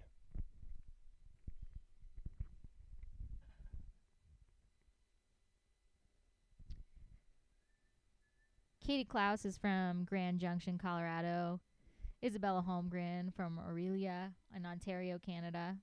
And Sydney McGill from Edmonton, Alberta. So the Canadians having a really strong showing right now.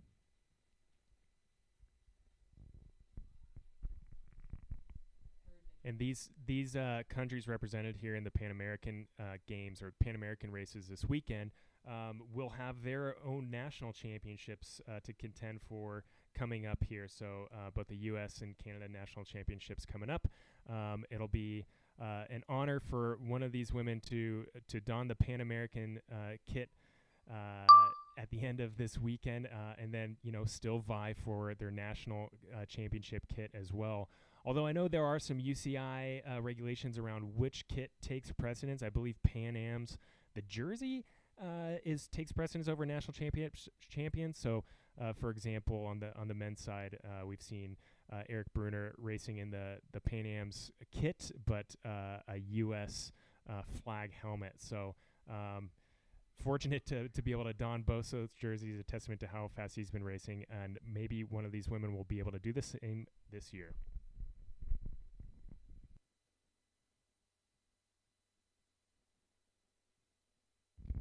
So those national championships for the U.S. are in Louisville, Kentucky, December 12th through 15th of this year. So I'll be anxious to see which of these riders are representing and the top 3, top 10 for that particular race. I know that Magali Rochette is not in this race. She said she's looking to prepare for the Canadian national champs. So that'll be her next big race. You can see the top riders, Isabella Holmgren coming through the Iris the Osprey off camber. Trailed closely by Sydney McGill. They're just powering through that off camber. And all of a sudden, the trio is down to 2 as we head into the end of this lap. Isabella Holmgren absolutely throwing down the power and says, I don't even want to race with 2. Let's bring it down to a 1-person race. That section, the off camber that we just saw is a really decisive factor on this race. It's really only wide enough for one rider to get through. So if you can manage to get yourself to the front before that feature, you put yourself in a pretty good position to hit these twists and turns before the finishing stretch. So our front two riders, Isabella Holmgren and Sydney McGill, coming into the finishing stretch here. Where I can't tell if that's somebody with a cowbell or if that's the the race official ringing a cowbell to signal one last lap or not. Oh, I didn't quite catch that either, Brian. We'll to see how it shakes out. Isabella Holmgren finished first last year, followed by Claire Hossinger. Claire Hossinger is actually not represented this year. She's taken a break from cyclocross, focus on some of her studies. Excited to see her back in the mix when she wants to come back to cyclocross. This is Sydney McGill trailing Isabella Holmgren, drafting as they both come around Mavs Stadium here. You can see them from the press box.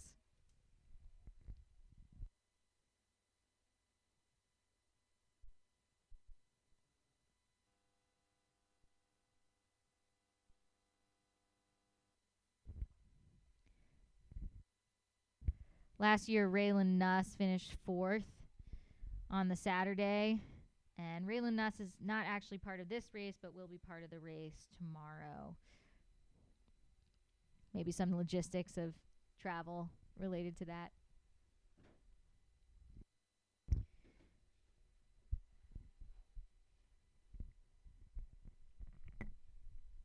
Yeah, it's always interesting on a championship weekend where you have a C2 the day before the championship to see who shows up for that Saturday race. You never want to go too deep. Obviously, all races are important, but you don't want to go too deep that you don't have the legs to contend for a championship on Sunday. So whether it's travel logistics or just wanting to save the legs to be on point for that championship race, who knows? But this is shaping up to be a really, really wonderful race to watch.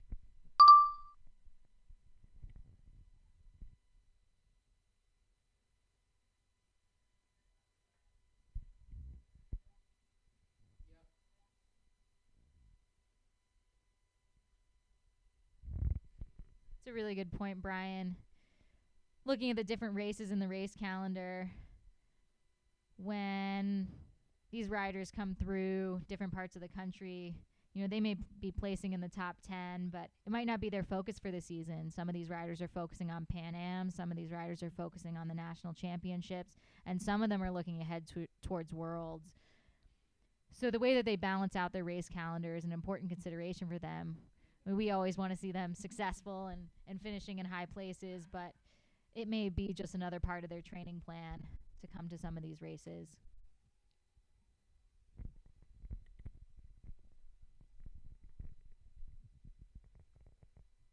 So looking at the lap times, and apologies in advance, we don't have eyes on the lap cards at the finish, so we're basing our laps here in the booth off of lap times.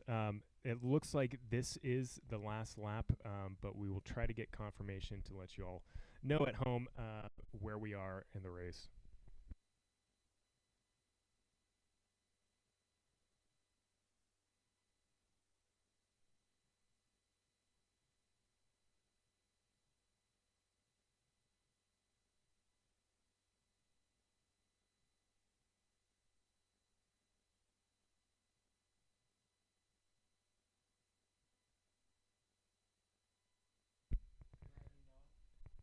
Here's Holmgren and McGill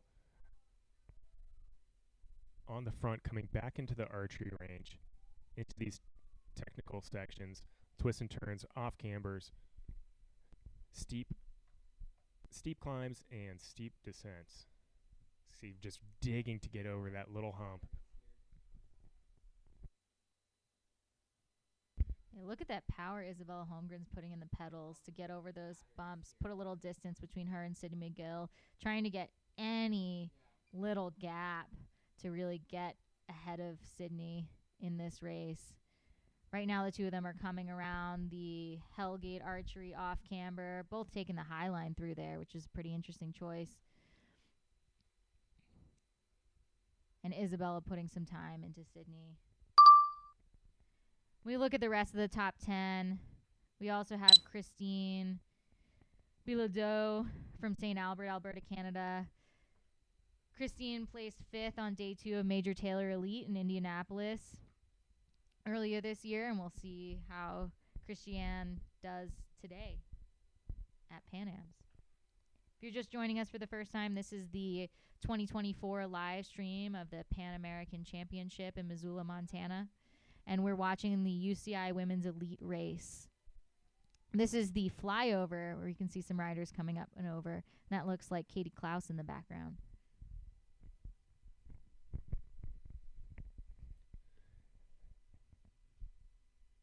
Yeah, worth noting that this race today is technically categorized as a C2 race.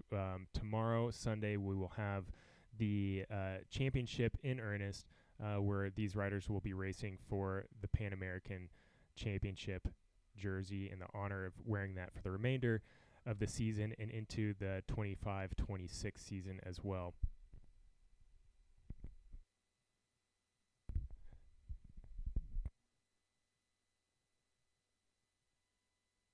If you're on the live stream, wanted to point out that there is a chat. If you have any questions about the race, questions about the riders, feel free to put them in the chat and we'll do our best to answer them, whether that's over the live stream with our voices or on the chat.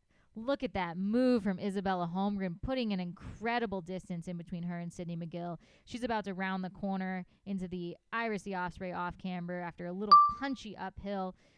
Really big gaps between Isabella and Sydney right now, and it looks like that off camber is flattening out here. We'll see if Isabella can keep that lead.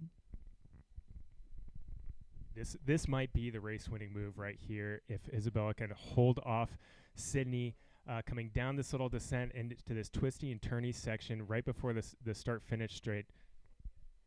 This could be the move, and the gap seems to be growing. Sydney McGill doesn't seem to have a response to that burst of power from Holmgren.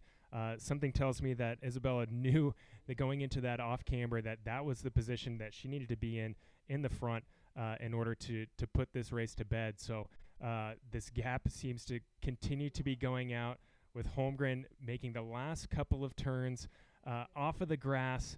This has been a battle all day, from a group of 4 to 3 to now 2, and Isabella Holmgren making that last very tentative turn onto the pavement, and we'll see here the finishing sprint for the win. We're going to see Isabella Holmgren take this one home, Sydney McGill in second. What a battle. What a beautiful race, Brian.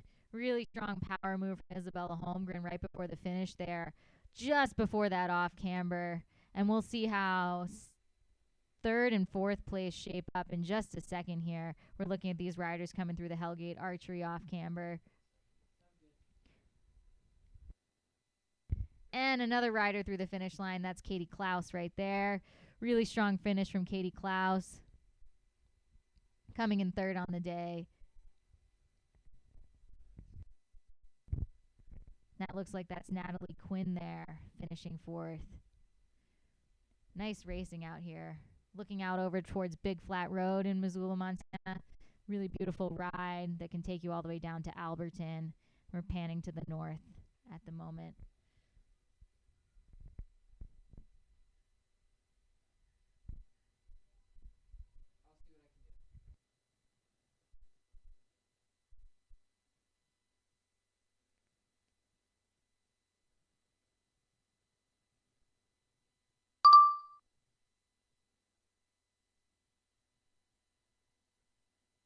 And we've got another finisher coming through right now.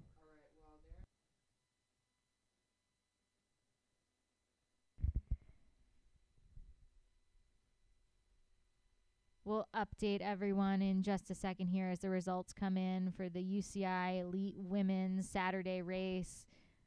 Some really impressive top finishers with Isabella Holmgren, followed by Sydney McGill and Katie Klaus coming in third. Looking at Natalie Quinn in fourth. and Lauren Zorner in 5th.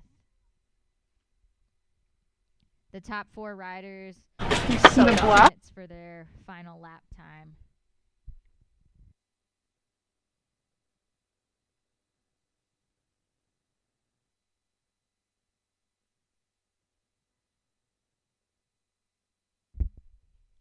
Yeah, big effort for these top 5 riders to fill out that right angle podium. And just an incredible last lap from both Isabella Holmgren and Sydney McGill. But hats off to all racers. We're going to wrap up this Saturday Elite Women's race, and we will be back here shortly. You videotape it? You the one who tried to touch me with goodbye. Did you think I'd crumble? Did you think I'd lay down and die? Oh no, not her. 11 minutes or so for the start of the Saturday UCI Elite Men's race. But just to round out the top 10, we've got Isabella Holmgren, Sydney McGill, Katie Klaus, Natalie Quinn, Lauren Zorner, Janaea Francis, Anna Megali, Christiane Bilodeau, Anna Dorovic, and Paula Gil Echevarria, rounding out your top 10 on this Saturday race. We'll see you all back here in about 10 minutes. Thanks for joining us, and grab a cup of coffee, and we'll see you soon for the last race of the day. What did you say? I love that.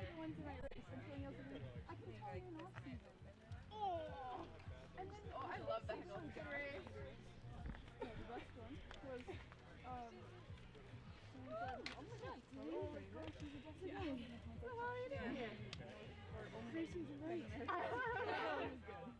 I thought all their heckles were really funny. I was like, I could hear Lauren yelling in the pit today, like really cough. Yeah. I didn't hear any heckles from her.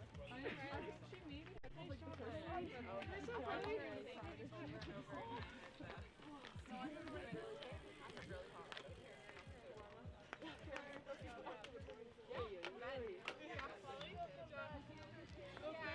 I'll take my coffee.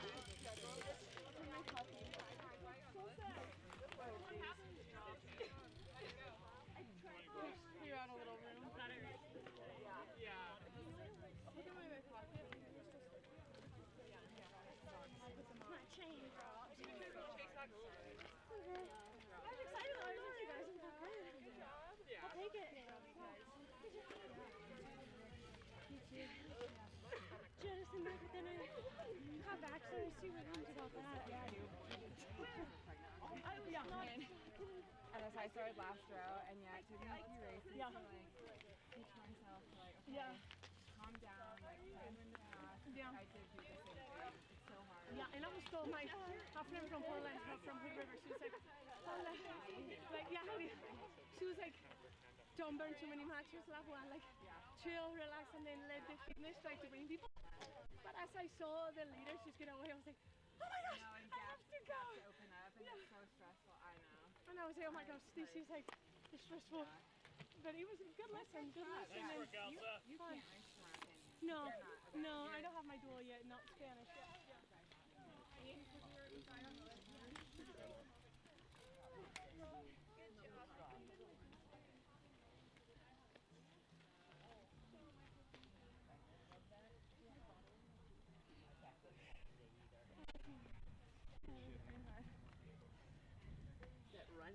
The running really got my back mad. Yeah. Yeah. You looked good though. Did you hear her cheering for you all over the place? I did. Nice work. You too. Nice job. Nice work. Nice job. Yeah, that's me. What is this boring black and red? I'm so glad. Oh, what's that? How's yours? I'm off it. Hey.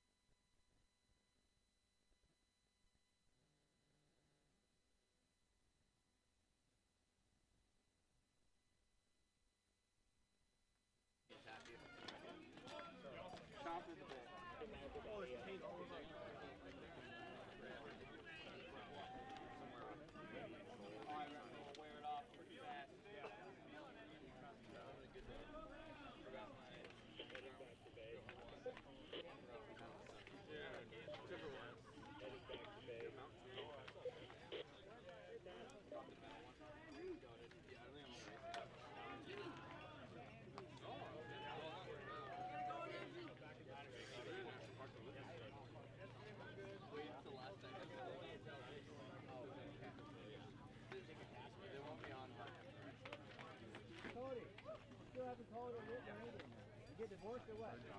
I haven't been home for 3 months. I put them on now. You got a visa for that, man? That sounds suspicious. Hey, it's actually 3 months, I think is the limit. 90 days. Visa. To be in the States without a visa. Welcome cyclocross fans to the Saturday race, the 2024 Pan American Championship. This is a C2 race. We've got the Elite Men on deck.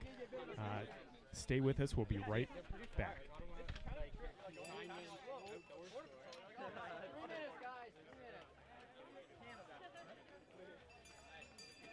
He referred to you guys as the other quarter. Us? Come on, man. Canadians are really the problem. Yep. Pretty much. They set the standard so nice that we can't function to everybody else. I'm not going to comment on your border. Which one? We're going to build a wall up there. Again, the wall we need is in the north. There's so much lumber up there. I think you wall need up us. in no time. I think you need us. Okay, guys. Coming up on 2 minutes. Almost 2 minutes. Okay. Yeah. Oh, maybe I got to rethink my glasses. Coming up on 2 minutes to start. 2 minutes to start. Your podium will be immediately after the 60-minute race. 60-minute race, podium's immediately after. Your pits are just down on past there and behind the archery range. We have got your registration. All right, cyclocross fans, welcome back to the 2024 Elite Men C2 on Pan American Championship weekend. We're here in beautiful Missoula, Montana, nestled in the Rocky Mountains here in northwest Montana. It's a beautiful day for racing. We've seen a little bit of everything when it comes to weather.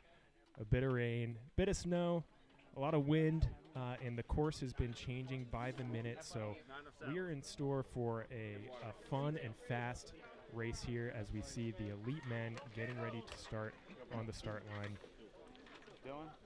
Fist bumps there from Grant Holicky. You got Curtis White, reigning Pan American champion, Eric Bruner there in the Pan Am kit.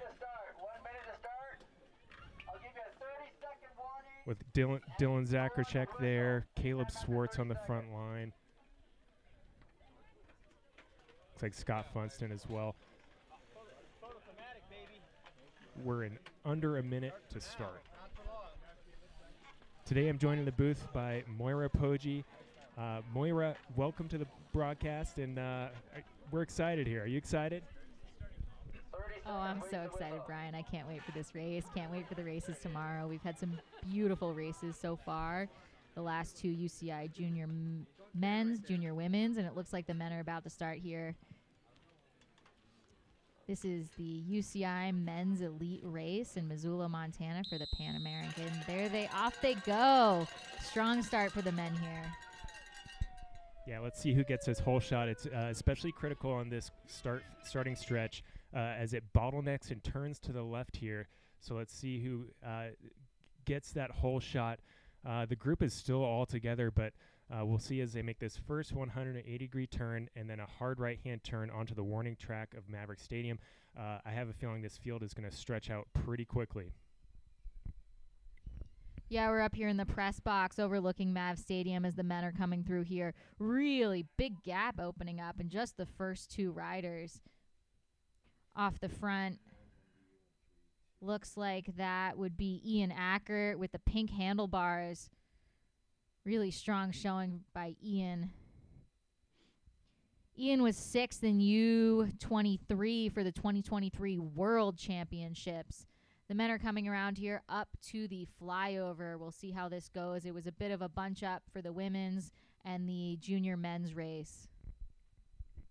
Yeah, first few riders over it cleanly, hopping up those steps. But as you can see, as the peloton kind of yo-yos and bunches up there, that gets pretty crowded. As we see a rider kind of go down there. Sorry, we lost the feed, but we're back up and running. It looks like everybody over relatively unscathed. Yeah, that flyover, it's not super wide, so it can present a bit of a pinch point, especially in these early few laps when all the riders are still together.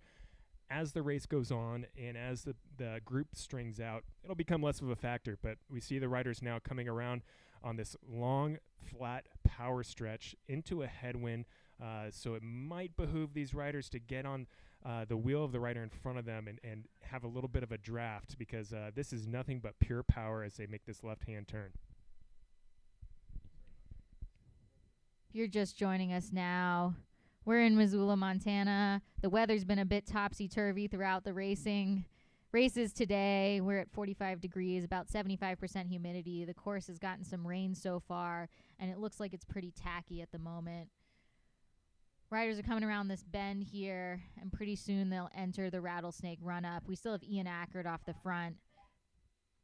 Strong riding, bank turn right before they go into this run-up. Ooh, run up or ride up. Looks like we've got a few riders. Just barely making it through. They're right back on their bikes and down this bank turn. These technical sections are split-second decisions by the riders, whether or not to ride them or run them. It all depends on how much speed and momentum you can carry up and around these features. Looks like Ian, just with riding that, put a pretty significant gap between himself and the rider behind, coming on this brand new section, which is an off-camber uphill. Pretty rideable, and then he'll come down the backside of the steep hill, and then we'll see if he rides this second run-up here. Putting power into the pedals, and yep, cleared it. You can hear the crowd going wild, and cowbells are ringing. That the fans love to see that, and just like that, a couple seconds back to Eric Bruner on his wheel, coming into the archery range here. These technical features they're very dynamic and they change throughout the day. We've had close to a dozen races on this course here today throughout the day, starting at 8:30 a.m. with the 9 and under boys and girls. So this course has seen some action. It's seen some wear and tear. These features are changing by the minute.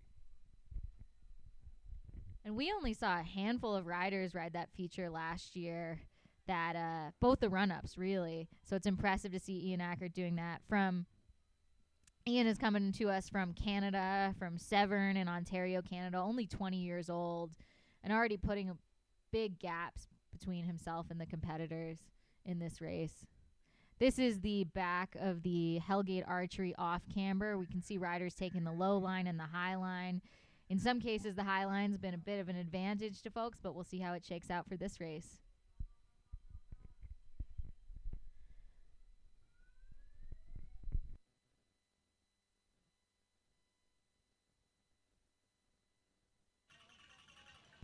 First time over the barriers for this front group of riders.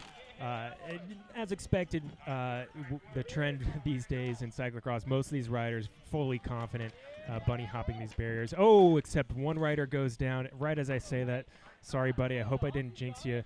Checking the bike, making sure it's okay, and then up and over the barriers. But that's the thing, is as the great Jeremy Powers once said, if you're not 100% confident that you can clear these barriers with a bunny hop 100% of the time, best to just hop off and run them. We just saw Missoula local, Helena native Andrew Frank running over those barriers as well. So a good mix of riders opting for the bunny hop technique, and there's Brian West, another Missoula local. Some great representation. Elliot Thornblade there heading over the barriers as well. But like I said, good mix of people bunny hopping and running the barriers. We'll see if one technique provides an advantage over the other as we move on through the race. For the front of the race here, we've got Ian Ackert, followed by Eric Bruner, who's number 1, Boulder, Colorado. only 27 years old. Really strong race shaping up. They're about to come into the RSC Osprey off camber. Ian Ackert's still riding hard off the front, making a really big gap. Brian, you talked earlier about how this is a pretty decisive move in the course, and Ian is just taking advantage of it. Yeah, it's just one of those features towards the end of a lap. You know, you always hear about the race within the race, and oftentimes, and I think what we'll see here today is the race to get to this off camber first. You can see as the riders are coming across it, single file. There's not a whole lot of room for passing on this feature.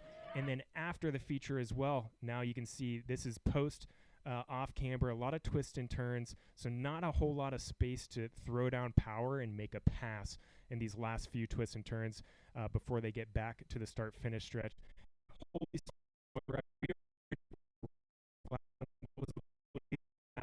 As the first riders get back onto the pavement, onto the tarmac of the start-finish. As the times come through from competitive timing, we've got some live timing. We'll update you on the lap times of who came in and their placement on the race. Brian, I also want to mention before we get into that, while we're waiting on the results from competitive timing, we have some comments in the chat. People love the drone shots, so strong work from our drone operator. Thank you very much, Seth. And we've got questions of what is the history of cyclocross in Missoula? Who sponsors these races? And they want to know which countries are represented in this race. So this is primarily the U.S. and Canada and the Pan Am Cyclocross Championships. But I think, Brian, you've got a pretty good handle on the history of cyclocross in Missoula. What do you think about the cyclocross scene here? Yeah, we've got a very rich history of cyclocross in Missoula, and even more recently in the past few years, it's taken off with multiple development teams creating the next generation of cyclists coming out of Missoula, Montana. But there's been some long-standing races here, both on the UCI and USAC level. We host an annual race, a nighttime race under the lights called Rolling Thunder. But this race in particular in the local race series is put on by Montana Cyclocross, MTCX, and Sean Radley. So thanks to Sean for putting these all on.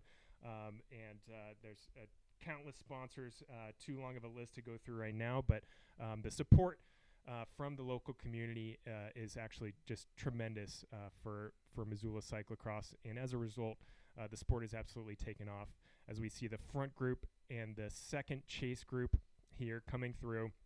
Some big gaps opening up, but riders able to kind of coalesce as groups here, which will behoove them with this wind and some of these long power straights. It wouldn't be a good day to get caught out on your own on this course. Yeah, thanks, Brian. So we've just got the times in for the first lap. Blazing fast times, as you were saying. 6:58. That is the fastest lap time that we've seen so far today by Ian Ackert, followed by Eric Bruner, number 1, at 6:59. Both breaking 7 minutes. Really impressive. Filled out the top 10 with Scott Funston in 3rd, Tyler Clark in 4th, Maxime Saint-On, Dylan Zakracek in 6th, Cody Scott, Sam Brown in 8th, Curtis White in 9th, and in 10th we have Adam Moat from Golden, Colorado, only 21 years old with a time of 7:18. So all the fastest times we've seen so far today. Local favorite Caleb Swartz of Missoula, Montana, 26 years old, coming in at 7:18.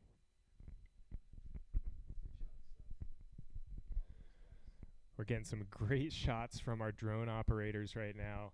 We've got multiple cameras on course, so we're going to try to keep you abreast of all the action throughout this race. This is the last race of the day, so we'll conclude our broadcast after this. But be sure to tune in tomorrow. We're going to be live streaming the U23 men's and women's races, as well as the men's and women's elite championship for the Pan American Championship.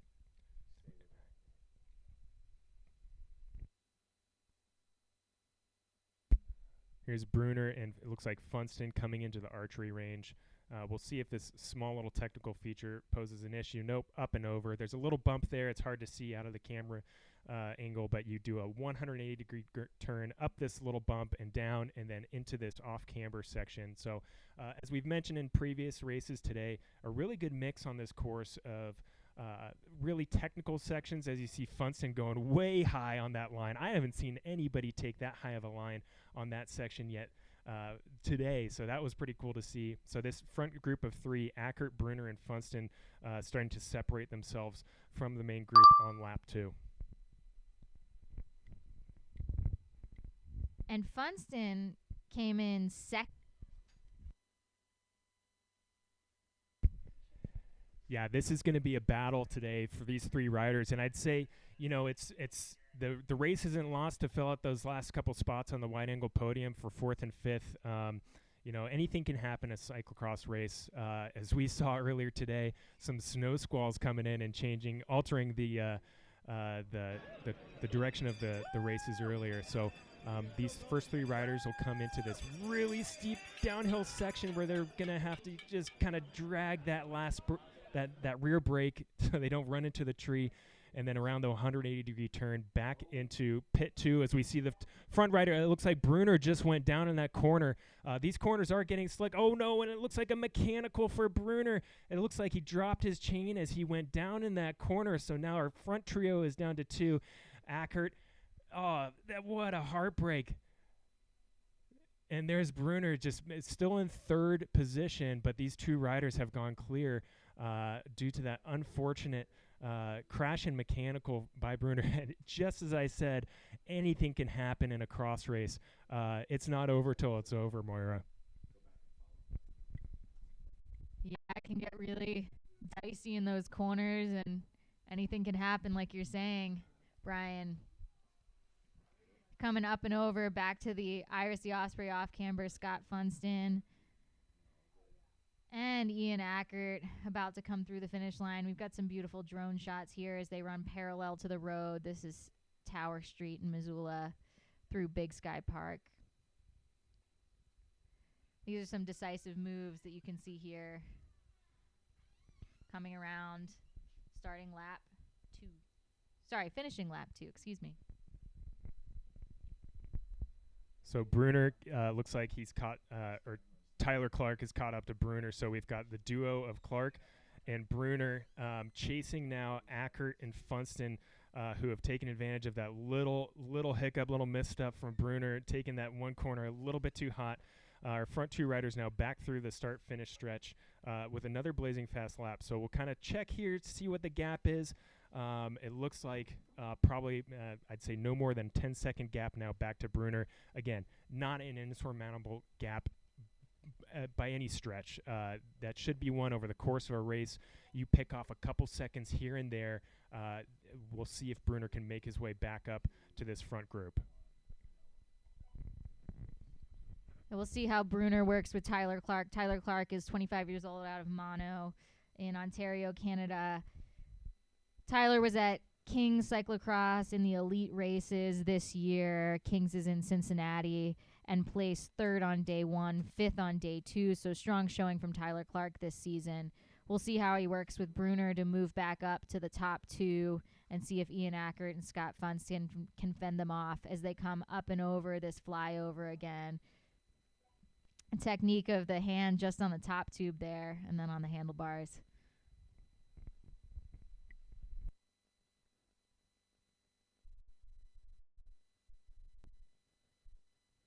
Yeah, the old suitcase technique, carrying that bike up and over the flyover there. It's a small flyover by most standards in the domestic cyclocross scene, but still a formidable feature to be tangled with.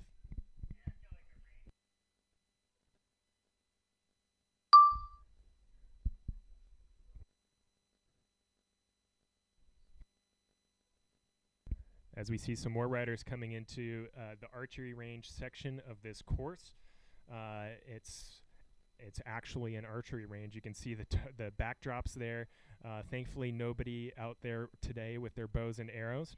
But these riders flinging some arrows at each other right now as they fly down this little downhill section and into one of these flat power sections where the riders can really open up and twist the throttle a little bit. some group riding tactics, almost like a road race, as you see a bear development rider there up out of the saddle, dancing on the pedals. But drafting will definitely come into play here. Team tactics for sure with some of these teams who have brought multiple riders, as we see the front two riders up and over that run up. Oh, it looks like Ackert just dabbing a little bit, but not losing a whole lot of time to Funston up and over that run up and into this bank turn descent. It's a really fun bank turn descent that you have there. You've got some other questions coming in the chat. So if riders run into issues with their bikes, Brian, are they allowed to switch out bikes in the middle of the race?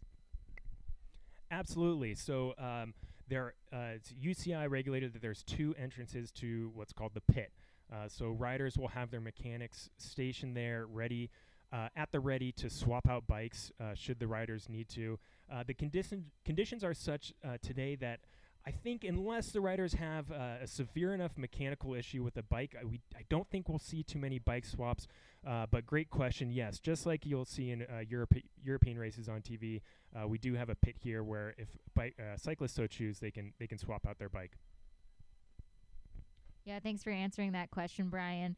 Just a reminder for everyone watching, we've got about 135 people tuning into this live stream. So if any of you have any other questions, we're happy to answer them on the chat, from the chat on the live stream while we're watching these cyclists come around these corners here. Really strong racing in Missoula, Montana. We're at Big Sky Park and having a heck of a day out on the course here. This is Ian Ackert in first place, followed by Scott Funston, Eric Bruner closely behind with Tyler Clark, coming through Hellgate Archery Range at the moment. You can see in this shot we've got some great crowds here, some spectators, some cyclocross fans. Thank you to everybody who's out there on the course cheering on these riders, and thank you to all who are tuned in at home watching the live stream. You are watching it. We're calling this race today from beautiful Missoula, Montana. This is one of the off-camber sections that the riders have to contend with today, as the front 2 riders then are now over the barriers and onto the rest of the course. It's about, we're seeing mid-40 degree Fahrenheit today. As I mentioned, we had some snow and rain come through, which has made things interesting on the course. But otherwise, a beautiful fall day here in Missoula, Montana. Wanted to touch base on some of the local riders who are pretty familiar with these conditions out here. Anything can change in the blink of an eye as you look out on these clouds in the horizon. We have Andrew Frank, age 28, from Helena, Montana, riding on Team Stampede. We also have Corey Kaufman, age 37, from Missoula, Montana, with the Cycling House. Brian West, also 37, of Missoula, riding for Missoula Bicycle Works. And we've got one more down the list here, Noah Jakovic, age 26, from Missoula, riding for Frontiers. Really nice to see these local riders out. We've seen a lot of them at the races on Wednesday. That's the local cyclocross series that's put on by MTCX in Missoula. So nice to see them rounding off their season with the Pan Am Cyclocross Championships.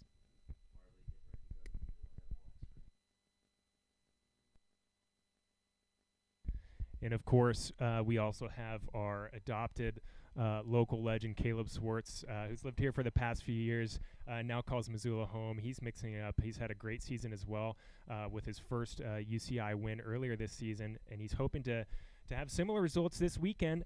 It's interesting, though, because we've got this C2 race here on Saturday with a lot of the same riders, majority of the same riders who will be contending for the Pan American Championship tomorrow on Sunday. So it'll be interesting to see both, what type of effort these riders are putting into this race today, if they're saving their legs or if they're going to leave it all out there and just hope for some recovery before the championship tomorrow. So it'll be interesting to see these riders popping up over this little berm here, back down into this off camber where they'll go single file and into the home stretch. Looks like Ian Ackert and Funston now crossing the line. Ian just looking over his shoulder there, see if Funston's still around, see if he's got any pain in his face, any pain in the legs. And here we go. It looks like Bruner is bridging the gap with a massive effort. He's in an arrow position trying to get up there. He's got a little bit of a tailwind in this finishing stretch to work to his advantage.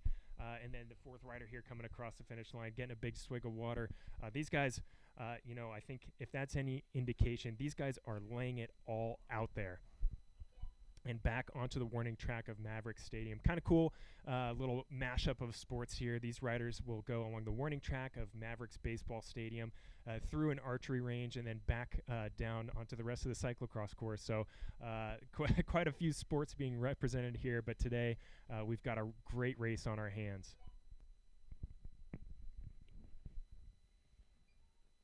Got our eyes on the flyover for that next little bit, as we have Scott Funston and Ian Ackert going up and over the flyover and down the backside.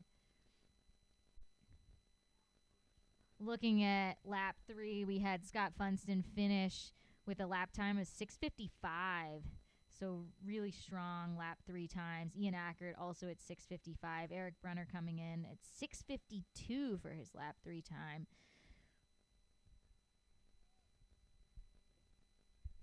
Yeah, so Brunner definitely making up some time there, as you can see, bridging that gap. Not content with sitting back there with Tyler Clark in 3rd and 4th position. He wants to race for the win, as always. He's a competitor, a fierce competitor, so he's putting in a dig there, as we see Andrew Frank. That's a Bear Development rider on the warning track.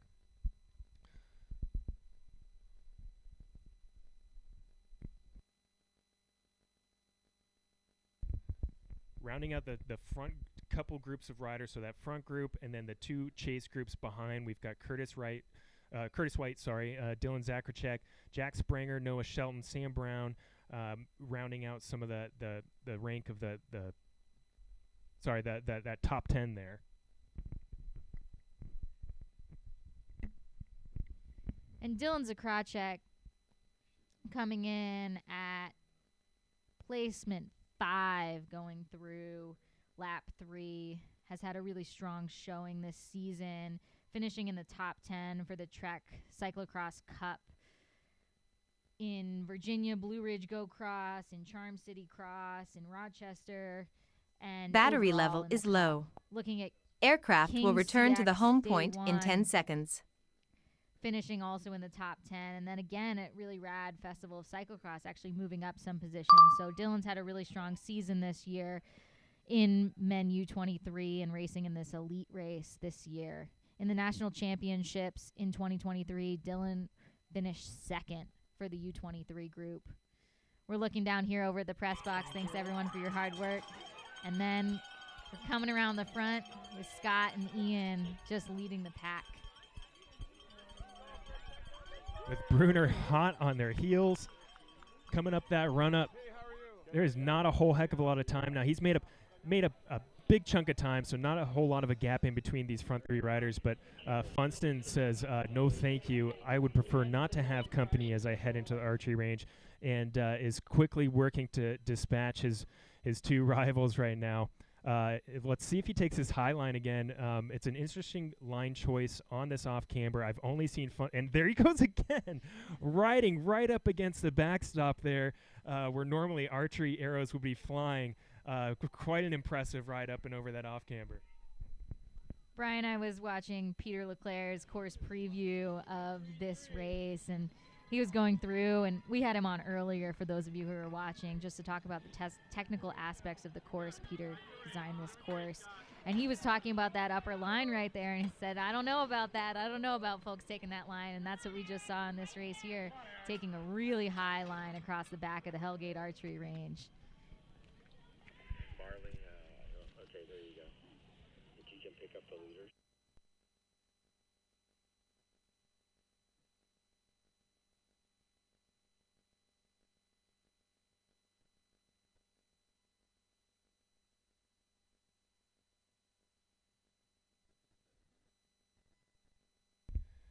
A beautiful shot from our drone operators looking south to Lolo Peak, a snow-covered Lolo Peak. Here in November in Montana, the saying goes, if you don't like the weather, just wait 10 minutes and it will change. So we've seen a little bit of everything today, which has been pretty interesting for the riders and all of us here spectating and commenting on the race.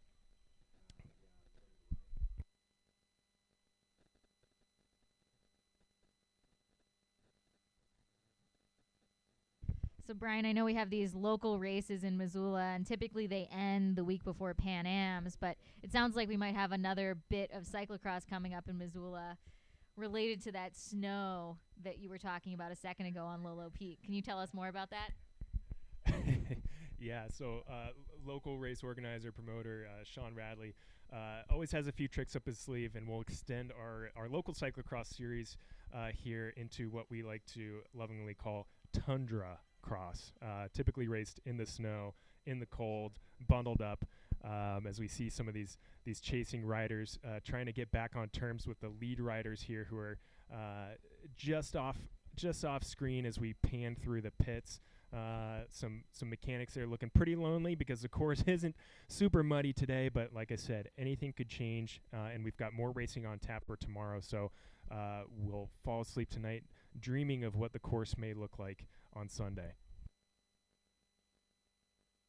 Great shot of the run up there, which we've only seen a few riders actually clear, staying on their bikes, and then some of the twists and turns in the off camber of the archery range. We're going to try to get course designer Peter Leclerc back on the live stream tomorrow for all the viewers at home, just to get some of his insights and his approach into course designing, because we've got a really great one here on our hands. We're really fortunate to have such talent in the Missoula cycling community to produce these races.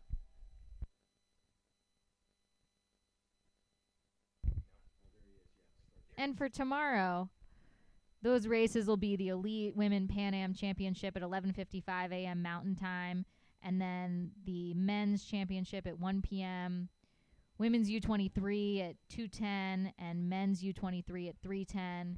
We've got the leaders coming through here now, and we're looking at the finish line. Oh, and they're the leaders coming around Mavs Stadium right now. There's Ian Ackert, Scott Funston, Eric Bruner, rounding out the top three. So Funston still putting in a big dig, not even looking back behind, but to see where the other two riders are. He knows if he just lays down the power, he's going to keep that gap, or hopes he can. Ian Ackert and Bruner putting in a huge effort to bridge the gap and make connection with Ackert again. And we lost, it looks like, Bruner's not in this shot. Did he go down again? It looks like, based on the crowd noises that I'm hearing, it looks like he may have had an issue again. So we're back to just following these front two riders, Ackert and Funston, and we'll see if we can pan back. It would be an unfortunate break if Bruner would have hit the deck again, but it's looking that it might be that way. He had just bridged up to Ackert's wheel and was following closely, and now, as you can see in our shot, has fallen a bit off the back of this group. This is one of those power sections, flat power sections. It's into a headwind, though, so if Ackert can get up to Funston's wheel, he'll benefit from a little bit of the draft, and then into this sweeping left-hand turn back into pit one.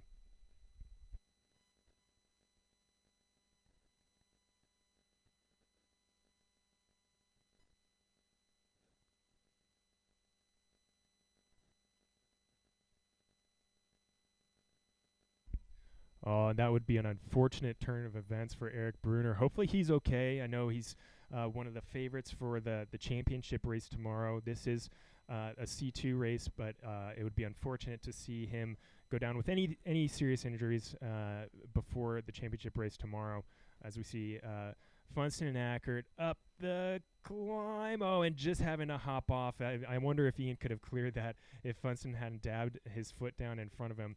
Back on the pedals, clipping in, which, as we've seen today, Moira, has been a bit of an issue with this mud. It's not sloppy, it's not slippery, but it is sticky, and we're seeing a lot of riders in frustration banging their cleats against their pedals, trying to clear some mud, trying to shed some mud out of those cleats so they can clip back in as they get up this little ride up and back into the archery range. That little ride up right there, the off camber uphill, is new this year, and it seems like riders are clearing it pretty well and having success in what's worn down from the rain a little bit. Ian rode both of those features in that first lap, so I wonder if he doesn't wish he was in front for this section of the race. Yeah, I would imagine he'd have to have burned a few matches to get up and over those features when everybody else was running them.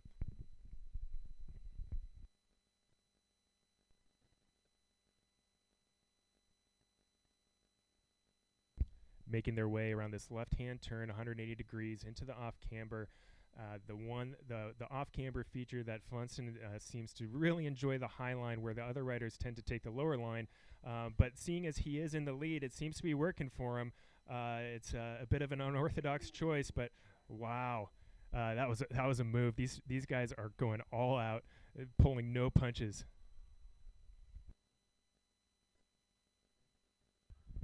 We've got Ian in the lead again, just clearing as Funston took that top line. You can see the mud squishing through as they transition to pavement here and then back to the grass before they go through the barrier section again.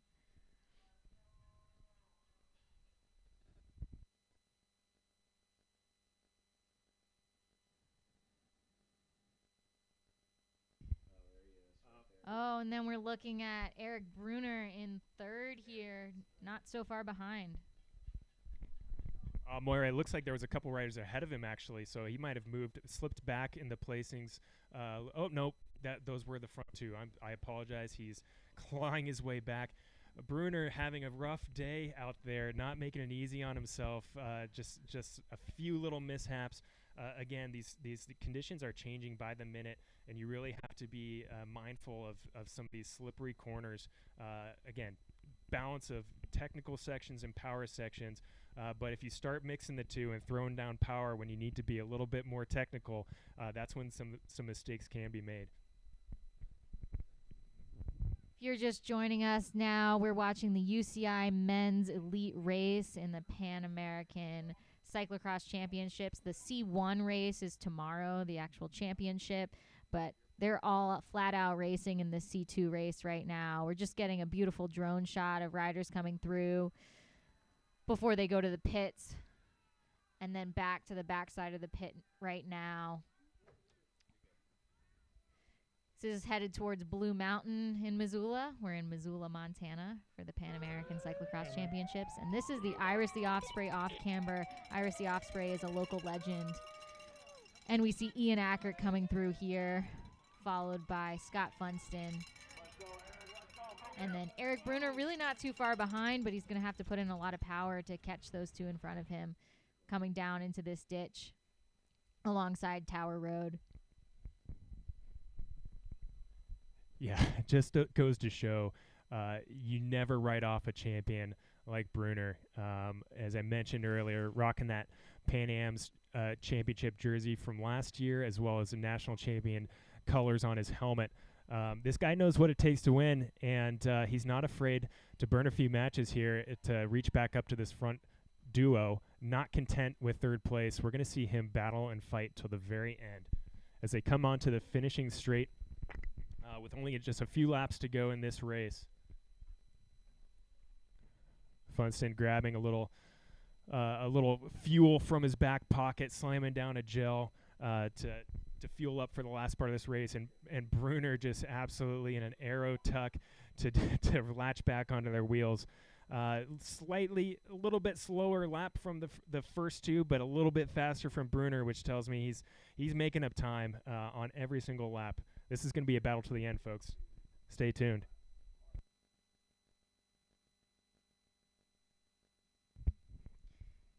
Ian Ackert coming through really fast on that fifth lap. They're on their fifth lap of the men's elite race. We're looking at the front two, Ian and Scott, really putting in a strong effort today.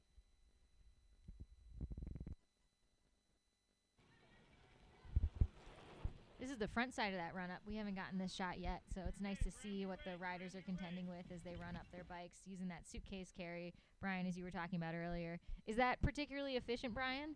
Is that why all the riders are going for it? Yeah, it's too short of a run to shoulder your bike. It's just a quick, and you could see these riders are taking those stairs by twos and threes. So it's just the most efficient carry to get up and over a quick little run up like that.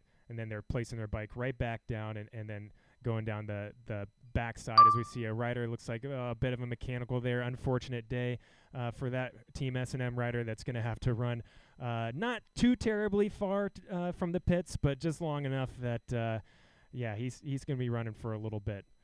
Bruner just almost just taking that corner so wide. He is really riding tape to tape on this course and then just throwing down the power in the flats. So imagine here any second he'll be attached right back onto the wheel of Ackert and Funston, who are leading this race with only a few laps to go.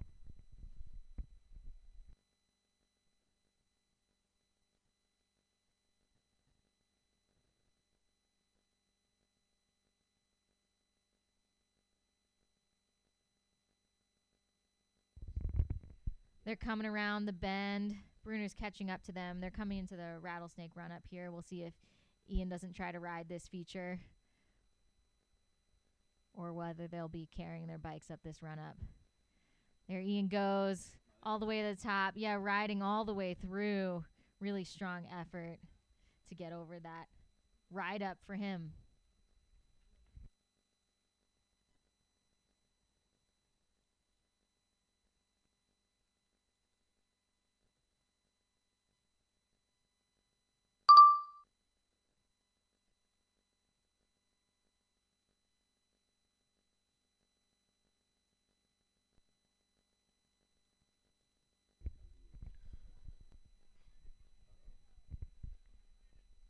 Sorry about that, folks. Yeah, we've got this is the crowd at the run up. Some rowdy and rabid cyclocross fans here today who came out to see a good race, and they are getting it. They're getting their money's worth today. It's amazing just the size of the crowd out there today, and I imagine tomorrow we'll see an even bigger crowd on Sunday for the championship race as Funston leads out Ackert into the archery range with Bruner not far behind.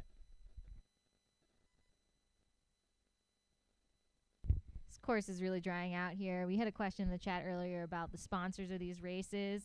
Just wanted to shout out some Zilla State, MTCX, Grizzly Liquor, Big Sky Brewery, Destination Missoula, Missoula County Parks and Trails, Black Coffee Roasting Company, to name a few. We'll do a few more of them in the next bit. But just want to say thanks everyone for supporting cyclocross in Missoula. It's a really strong community. That's why everyone shows up to these races. They enjoy being part of this great group of people who just love riding bikes.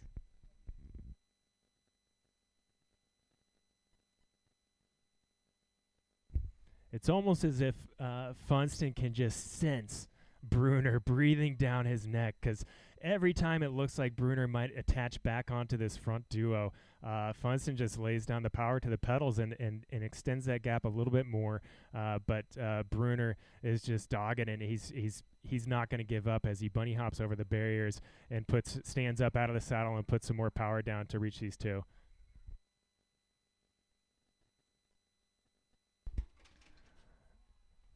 That looks like that collegiate rider is earning his money back for the ride out here. So good to him. Some hand ups happening there on the course.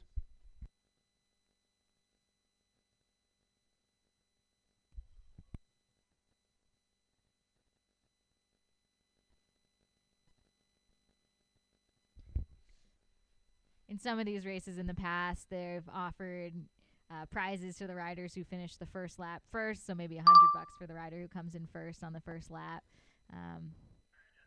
We'll see how this shakes out in this corner here. Yeah, I don't think the UCI would take too kindly to that type of activity, but hey, we're all having fun out here. It's a Saturday C2 race, so these guys are enjoying it, and you can see some of the riders taking part in some hand-ups. No harm, no foul.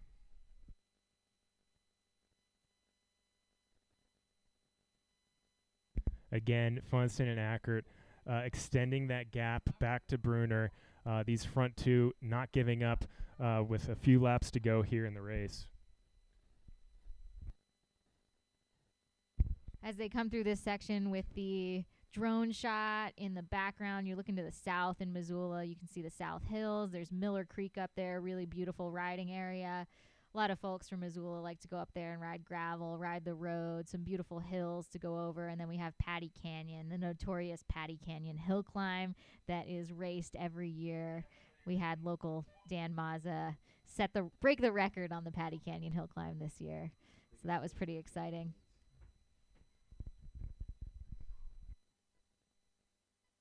Yeah, just a lot, a lot of great events here in Missoula, and just a really vibrant cycling scene. Two lead riders right now coming through the start-finish. Ackert making a pass on Funston, just standing up on the pedal, says, here, let me take a little bit of the wind for you. Funston getting down arrow behind him as we see the drone shot just following those two riders as they make that left-hand bend.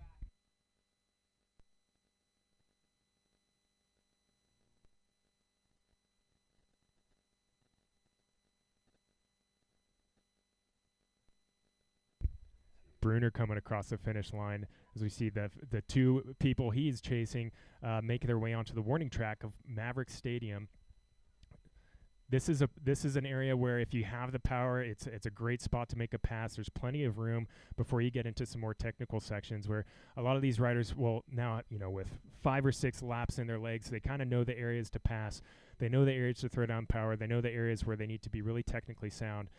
So that looks like the turn right there. You can see where that little muddy streak is onto the grass. It looks like that was the area where Bruner might have crashed that second time and gone down and lost contact with these first two riders. So still trying to make his way back from that little hiccup earlier in the race.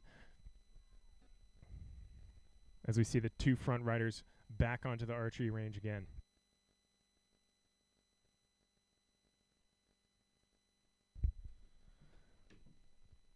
We mentioned a few of the sponsors of this event, and I just wanted to call out one more who makes this live stream possible. Thank you to Zilla State. Without you, we wouldn't have this camera setup, drone operating, and this great footage to bring to all of you today. I know there's an appetite in the U.S. for and in North America, South America, Central America for live streaming cyclocross. So hopefully we can keep this going into the future. Thank you also to Hone Architects and Builders, Grist Milling and Bakery. If you're here in Missoula for this championship weekend, be sure to check out Grist Milling and Bakery. They just opened up a new location. I went there earlier today, and it was delicious. Rocky Mountain ENT, Wally and Buck, Five Valleys Urology, Missoula Bicycle Works, Missoula Bone and Joint, Dram Shop. If you're around tonight, pop in there and grab a beverage to wet your whistle. RBC Wealth Management, Cycling House, Endurance Physio, Hellgate Cyclery, Kent Brothers Automotive, and City Center Motel round out our sponsors. Thank you to all our sponsors for your support of cyclocross and racing in Missoula. Yeah, thank you, everyone. Brian, you and I must have been on the same page because I also went to Grist for the opening today. It was delicious. So, thanks, Grist.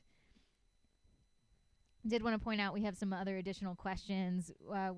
We saw the money being handed out, and we had folks who were concerned about what does that mean? What's happening there? Can you help explain what was happening there, Brian? Sure, I'll try to do my best to explain it. It's this sport of cyclocross, especially in the United States. It's a bit obscure. It's a bit rough around the edges. It's a bit of a party scene, and we love it that way. You can see as these two leaders head up the run-up, flanked by spectators cheering them on, enjoying the scene. Every once in a while at a race, you'll see some audience participation, so to speak, Moira, where the audience or spectators will offer what's called a hand up, and it could be, oh no, as we see Acker with a mechanical at a crucial point in the race with only a lap and a half left to go. Funston takes advantage of that, but it doesn't look like Ackert's out of the race quite yet. He's looking down at his chain. It looks like, and he's not turning his pedals there. That's not a good look. Funston is fully taking advantage of this situation for the first time of the race, takes the low line. Acker's back on the pedals, though. Looks like he got his chain unstuck, and he's clipped back in and on the move, but maybe stuck in a certain gear. It doesn't look like he's pushing the same pace as he was before. I don't know. We'll have to see how this unfolds, but oh man, if that's a mechanical at this stage of the race, what heartbreak for Ian Ackert, who's had an incredible race so far. Oh, he's back on the pedals. It looks like he's got it all sorted out. They will have a little bit of ways to go to the pit, so let's hope he does have that sorted and he's back on the wheel of Funston, so didn't lose a whole heck of a lot of time there. But Moira, real quick, back to the question about hand-ups. So audience participation, handing up an item such as food, beverage. In this case, it looked like some dollar bills for the riders to grab and take part in that activity. So it's just a fun audience participation aspect to the sport. Could be shrimp, could be jam and jelly, could be various beverages. It's all good fun. So we do actually have another question in the chat here as Ian Acker tries to catch up to Scott Funston after that mechanical over there. I know the pedals have been a bit sticky with the mud coming through. I wonder if he didn't have an issue with that. They'll be coming around back to the pit. We'll see if Acker keeps his bike for this section right here. And then we'll get to the next questions in the chat. Oh, no pit. Yeah, no pit for Ackert, so it looks like whatever was going on with his pedals or his chain or whatever mechanical issue he was having there that kind of made him hesitate in the archery range. He's got it sorted out. He's keeping the bike that he's on right now. They're going to head into Iris Osprey off-camber section here with one lap coming into the final lap.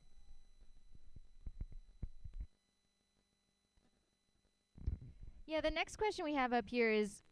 are the number of laps predetermined, or is it based on the time of the first lap, like in the cross-country races? Wondering if you can help us answer that, Brian. We were talking about that a little bit with the women's junior and men's junior races. Not sure how many laps they were going to have starting off the bat. Yeah, so cyclocross races are typically timed races. This race is a 60-minute race. So depending on when the leader comes across the line off the first lap, that'll dictate the lap time. And from there, the race organizers will determine how many laps the riders will do within that 60-minute time period. From there, the riders on course will be able to keep track of what lap they're on and how many laps are left to go. You can't see it in this shot, but just to the right here of that finish line banner, there's a race organizing a race official with lap cards in his hand or her hand, showing the riders how many laps they have to go. And then as tradition, on the last lap, there will be a bell rung to signify that the riders are on their last lap. So unfortunately here in the commentary booth, we don't have visibility on the lap cards. We're basing our knowledge of the laps based on the times that we're seeing on our screen, and it looks like these riders would have heard that final lap bell on that last time through the start-finish straight. So you're looking at the two leaders heading into the last lap of this Saturday's C2 UCI Men's Elite Race. Oh, there's Ian Acker making a pass there with a nifty move around Scott Funston. As I mentioned, that's a power section where if you're savvy enough and you have the power in your legs, you can make a pass there as you head into these technical sections, therefore putting you at a bit of an advantage over your rivals.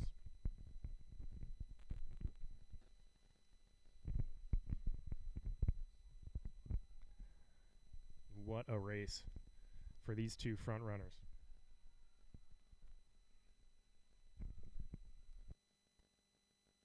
It almost looks as though Scott is just happy to be sitting in the wheel of Ian and just not even setting the pace, happy to let Ian take over, and then Scott's got something up his sleeve as we enter into the second half of this lap to make a move.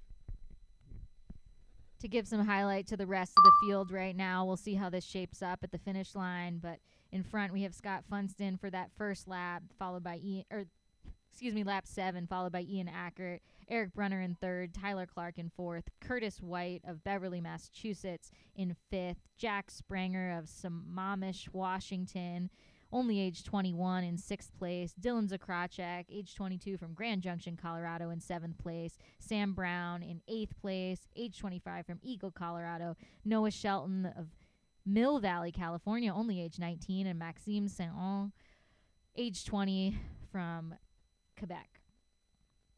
that rounds out our top 10. We've got a really tight race here for the first 2 positions as Scott Funston and Ian Ackert come through. Battery level is low. Here. Aircraft will return to the home point in 10 seconds. Through, and Scott Funston rode as well. It seems like that outside line is the way to go for those riders to clear it without having to hop off their bike.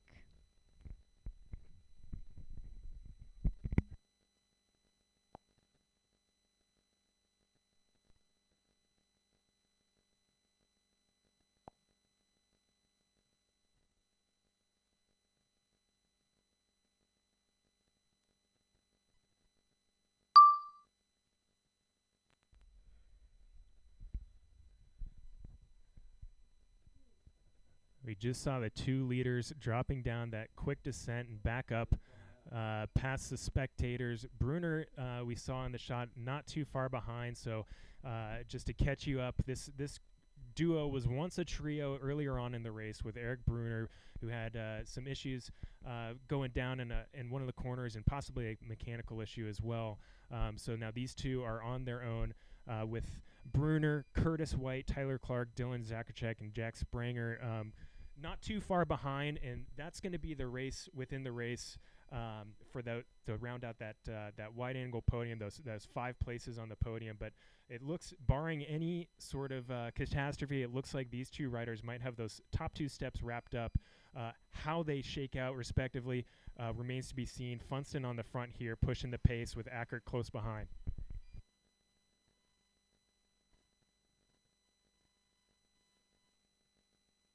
There's a shot of our drone there providing you with the feed today as we see some of the riders of this field coming back through the start-finish.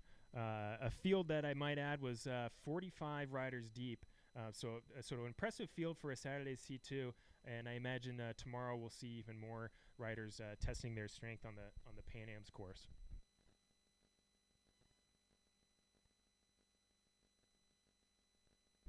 We have down finish at 15 after lap 7. We had Cody Scott, number 10, also from Canada, also riding for Competitive Edge Racing, a really big team here in cyclocross in the U.S. Finished 5th in Really Rad Cyclocross Sunday, just this past Sunday, 10:27, only 23 years old. We'll see how Cody finishes off on this men's elite race today.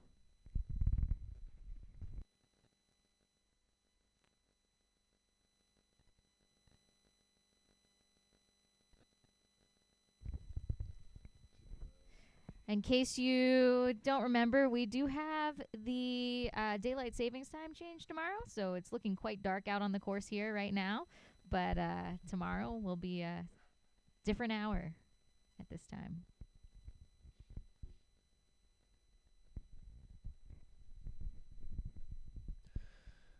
All right, we've got our drone back up and running, looking to pick out there's the 2 leaders now coming around to the last sort of pivotal section of the course. Funston knows that he wants to be first into this off camber because Ackert is going to hold his wheel and hope for a chance to pass him in the twists and turns leading up to the finishing straight. But that's the position you want to be in if you're Scott Funston, is right on the front there. There's a few more opportunities here if Ackert wants to pass, but we're watching the two front racers heading into the last stretch of the course before heading on to the start finish here.